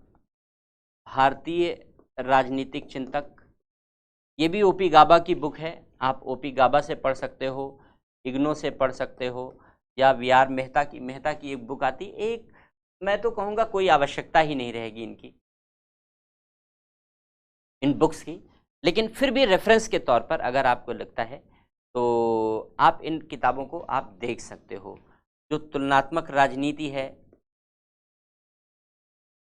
तुलनात्मक राजनीति पर भी जेसी जोहरी की बुक आती है, जेसी जौहरी की बुक है, या फिर आप गाबा की इसमें भी बुक आती है एक तुलनात्मक राजनीति की, तो इस तरीके से बुक आप इसको भी कंसीडर कर सकते हो। वर्ड पॉलिटिक्स है, एंड्रू हेव्ड की बुक है, वो बड़ी अच्छी है, लेकिन वो इंग्लिश मीडियम अपडेट बुक होती है हर साल की। तो ये सारी किताबें हैं, अगर आप इन्हें देखना चाहें तो। इग्नो के बीए के नोट्स हैं, तो ये सब कवर हो जाते हैं। लेकिन मैंने पहले ही कहा कि हम लोगों ने जो शुरू में लिखा है वो मोर देन सफिशिएंट है। जो शुरू में लिखा, ये तो मैंने आपके लिए रेफरेंस बता दिया कि आपको लगे कि सर ने कोई किताब तो बताई नहीं, तो ऐसा तो मैं करूँगा नहीं कि आपके मन के भावों को अधूरा रहने दूँ, इसलिए मैंने किताब बता दी। तो ये किताबें आपके उन उद्देश्यों को पूरा कर सकती हैं। भारतीय राजनीति के संदर्भ में एक एस एम सईद की किताब आती है, भारतीय राजनीतिक व्यवस्था। ये किताब जब मौका मिले तो पढ़ लीजिएगा, ये मैं कहूँगा। भारतीय राजनीतिक व्यवस्था एस एम सईद की बुक है बस। लेकिन ये सब केवल रेफरेंस हैं, मैं खरीदने के लिए नहीं कह रहा हूँ। मैंने पहले ही कहा कि ये सब केवल रेफरेंस, मैंने पहले ही लिख दिया। ये स्रोत नहीं है, ये रेफरेंस है, केवल आपकी जानकारी के लिए, कि आपको लगे कि भाई कुछ बुक्स के नाम तो पता ही होने चाहिए, कुछ बुक्स तो पता ही होनी चाहिए हमें कि हम कौन सी बुक पढ़ रहे हैं। बाकी बहुत सारी किताबों से जो नोट्स है वो लेकर के आपको हम लिखाएंगे अपने आप, तो वो सारी चीज़ें कवर हो जाएंगी। आपको मेन फोकस करना है, आपको क्या करना है, पहली चीज़ तो बस इसी पर फोकस करना है। ये जो क्लास नोट्स हैं और जो पीडीएफ मिल जाएंगे, इतना सफिशिएंट है, मैंने लिख दिया, इतना सफिशिएंट है। बाकी करंट अफेयर्स आपको रेगुलर पढ़ते रहना है। करंट अफेयर्स के लिए आप रेगुलर जब भी मौका मिले तो आप ये दोनों वेबसाइट देख सकते हैं। ये न्यूज़पेपर आप अगर राष्ट्रीय संस्करण दैनिक जागरण भी पढ़ लेते हैं तो आपके लिए पर्याप्त होगा। तो ये इतना क्या पढ़ना है और कहाँ से पढ़ना है, ये तो दो बातें हम लोगों ने चर्चा कर ली। क्या पढ़ना है, कहाँ से पढ़ना। अब सवाल उठता है कैसे पढ़ना है। तो कैसे पढ़ना है आज नहीं चर्चा करेंगे, आज का समय कंप्लीट हो रहा है। तो चैट मेरे लिए ऑन कर दीजिए। हो गया चैट, अच्छा गुड, चैट ऑन है। तो चलो क्वेश्चन ले लेते हैं आपके। अगर आपके कोई डाउट हैं, आपकी कोई क्वेरीज हैं, तो आपके क्वेश्चन ले लेते हैं हम, और इसके बाद फिर चर्चा आगे करते हैं। सैम ने लिखा है बेयर एक्ट। नहीं बच्चे, बेयर एक्ट की आवश्यकता यहाँ पर नहीं है आपके लिए। जब प्री का एग्ज़ाम होता है पॉलिटी का, तो उसमें मैं आपको बेयर एक्ट बताता हूँ। इसलिए बताता हूँ प्री के एग्ज़ाम के लिए बेयर एक्ट, क्योंकि कुछ क्वेश्चंस ऐसे होते हैं जिसमें बेयर एक्ट की ही शब्दावलियों को वो प्रयोग कर लेते हैं, कभी कभी आर्टिकल के साथ। तो इसलिए वहाँ पर मैं आपको बेयर एक्ट बताता हूँ। बच्चे यहाँ पर बेयर एक्ट की आवश्यकता नहीं रहेगी आपको। पेमेंट करने के बाद भी पॉलिटी का सब्सक्रिप्शन नहीं मिला। अच्छा चलो कोई बात नहीं, मैं कन्वे कर दूँगा। बोर्ड पर दिखाओ तब हमें लिखने का टाइम दो। अच्छा ठीक है, अच्छा सब्जेक्ट लगा धर्मेंद्र, हाँ बड़ा इंटरेस्टिंग है, thank you thank you. Weekly test होगा, हाँ होगा, आगे होगा, बिल्कुल होगा। अभी कुछ हम लोग पढ़ेंगे, कुछ समझ लेंगे, तब इसके बाद टेस्ट की शुरुआत करेंगे।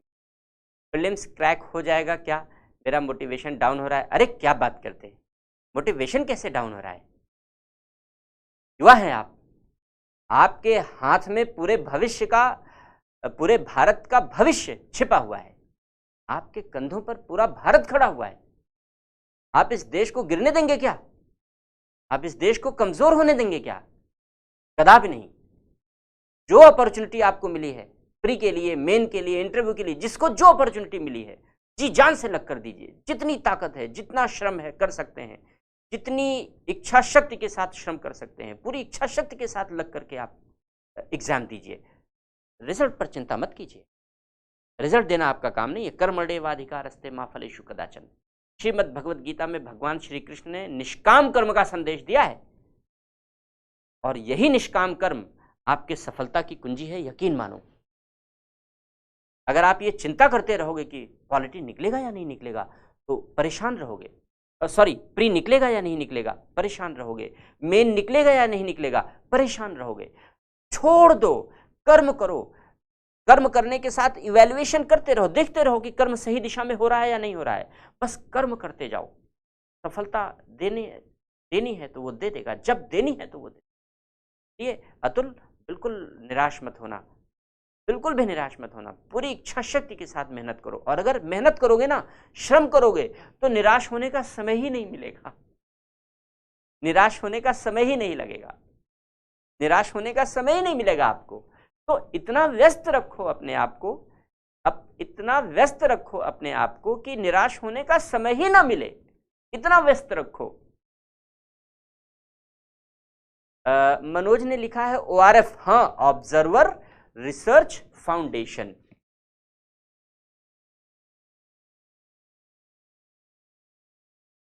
अभी एक रायसीना डायलॉग संपन्न हुआ था, होता है, हर बार होता है, वो यही कराता है। इसकी वेबसाइट है orfonline.org, ये इसकी वेबसाइट का नाम है। मैंने शॉर्ट में इसलिए लिख दिया, आप सर्च करोगे तुरंत मिल जाएगा, लेकिन ये इसकी वेबसाइट का नाम है। ठीक है मनोज, सारा जीएस लगभग कवर हो जाएगा। कौसर, हाँ बिल्कुल, जीएस का जो सेकंड पेपर का 2 टॉपिक है वो कवर हो जाएगा, वो कवर हो जाएगा। स्टैंडर्ड बुक नहीं है तो भी हो जाएगा। प्रवीण देखो, स्टैंडर्ड बुक के नाम मैंने ओपी गाबा, बहुत स्टैंडर्ड बुक है, बहुत अच्छी किताब है। एंड्रे ह्यूड की किताब ग्लोबल पॉलिटिक्स के लिए बहुत अच्छी है इंग्लिश मीडियम में। तो हमने स्टैंडर्ड बुक के नाम लिख दिए हैं, जब आपको समय मिले तो आप लेकर के जरूर पढ़ सकते हो, लेकिन आपके समय पर है। जब आपको समय मिले, फ्री टाइम हो, लेजर टाइम हो, तो आप लेकर के पढ़ सकते हो।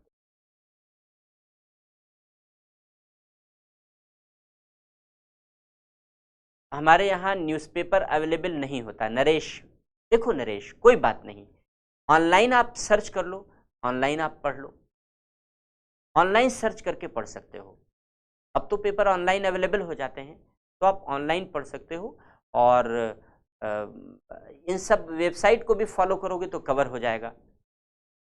तो ऑनलाइन पेपर पढ़ लो, कोई भी एक जो पेपर फ्री में, जैसे हिंदुस्तान शायद फ्री में अवेलेबल है ऑनलाइन, या दैनिक जागरण का राष्ट्रीय संस्करण तो नहीं अवेलेबल है, तो आप उसे पढ़ सकते हो। हिंदी मीडियम में PSIR का कोई इशू तो नहीं है अनुज, बिल्कुल नहीं है बच्चे, बिल्कुल भी नहीं है। आप अच्छा लिखोगे नंबर अच्छे आएंगे, नहीं अच्छा लिखोगे, कोई भी मीडियम होगा उसमें नंबर अच्छे नहीं आएंगे। इंग्लिश मीडियम में भी बहुत सारे बच्चे फेल होते हैं, तो मीडियम का कोई फर्क नहीं पड़ता, आपके लिखने पर आपको नंबर मिलते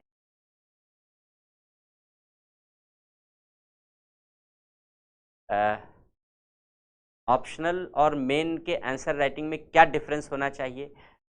सचिन, ये हम लोग जब आंसर राइटिंग का सेशन लेंगे तो वहाँ पर चर्चा करेंगे, तब वहाँ चर्चा करेंगे। शिवम बहुत अच्छा पढ़ाते हैं। अच्छा, oh thank you so much. Current से कितने क्वेश्चन आते हैं? पवन देखो, नंबर ऑफ क्वेश्चन लिमिटेड नहीं है, लेकिन फर्स्ट पेपर सेकंड पेपर में दोनों में अगर करंट अच्छी तरीके से तैयार है तो कवर हो जाता है कवर हो जाता है। लक्ष्मीकांत का यहाँ रोल नहीं है, लक्ष्मीकांत का रोल नहीं है, वो केवल जीएस के लिए है, वो भी केवल प्री के लिए, मेन के लिए वो भी नहीं कारगर है। ऑप्शनल के लिए लक्ष्मीकांत का रोल 0 है, क्योंकि लक्ष्मीकांत प्री की बुक है, मेन की बुक नहीं है, और ऑप्शनल मेन एग्जामिनेशन में लिखा गया है, मेन एग्जामिनेशन के लिए। सॉरी, कौसर का कहना है आंसर राइटिंग में बहुत दिक्कत हो रही है। कोई बात नहीं, होने दो, चिंता मत करो, चिंता मत करो, हम है ना। अभी जब कुछ पढ़ाएंगे और आंसर राइटिंग कराएंगे, आपको क्लास में लिखाएंगे आपको, तो आपका सारा का सारा आपको ऑप्शन देंगे, आपको अपॉर्चुनिटी देंगे कि आप अपने डाउट पूछना, तो कोई भी समस्या नहीं रह जाएगी, कोई भी दिक्कत नहीं रह जाएगी। सॉरी, और हमारी टीम आपसे तो क्वेश्चन मांग करके चेक करेगी, इसलिए चिंता मत करना, वो दूर हो जाएगा। हैप्पी का कहना है करंट अफेयर्स के लिए हमारी जो टीम है वो करंट अफेयर्स का मटेरियल आपको दे रही है, तो कहीं से भी आप ले लो, कोई दिक्कत की बात नहीं है। हमारी टीम करंट अफेयर्स का मटेरियल आपको देगी और उस मटेरियल पर आप अगर आसानी से पढ़ सकते हो, तैयार कर सकते हो, कोई दिक्कत की बात नहीं रहेगी। और आप देखोगे जब आप ये सिलेबस पढ़ते चले जाओगे तो आपको लगेगा कि आप खुद ही करंट अफेयर्स में आप जागरूक हो गए हो और आप अपने आप मैटर कलेक्ट करने लग रहे हो।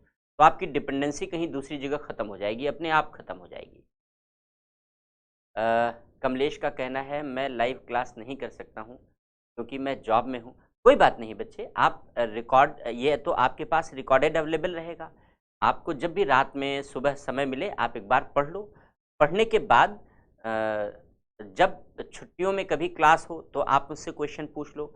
अदरवाइज सॉरी, डाउट सेशन हम अलग से कंडक्ट करेंगे। अपने क्वेश्चन लिख कर रखना और हमारी टीम को भेज देना, हम आपके डाउट क्लियर कर देंगे, बिल्कुल क्लियर कर, उसकी चिंता मत करना, उसकी चिंता मत करना। आप मुझे बस कन्वे कर देना कि आप अवेलेबल नहीं हो पाए हो, क्वेश्चन आपके पास हैं, आपके क्वेश्चन रिजॉल्व नहीं हो पाए हैं, आपके डाउट बने हुए हैं, डाउट रिजॉल्व नहीं हो पाए हैं, ये मुझे कन्वे कर देना, मेरी टीम को कन्वे कर देना। ये जिम्मेदारी मेरी है कि आपके क्वेश्चन लूँ और आपका डाउट दूर, उसकी चिंता मत करना। सर आईएएस पेज में एक पेज में कितना वर्ड होता है? पेज में ये बच्चे आप अपनी क्षमता के अनुसार लिख सकते हो। पॉलिटी अच्छा हो गया, अच्छा चलो बहुत अच्छा है। करंट अफेयर्स कितने वर्ष का तैयार करना होता है? देखो 1 वर्ष का सफिशिएंट होता है, लेकिन कभी कभी कुछ क्वेश्चन ऐसे भी पूछे जाते हैं जो 1 वर्ष से पहले की कोई प्रोमिनेंट, कोई लीडिंग घटना घटी होती है, तो कभी कभी एक आध क्वेश्चन उस 1 साल के पुराने घटनाक्रम से आ जाते हैं, लेकिन वो रेयर होते हैं, एक आध क्वेश्चन ही होते हैं। मैक्सिमम क्वेश्चन 1 साल के भीतर के होते हैं, 1 ईयर के भीतर के होते हैं मैक्सिमम।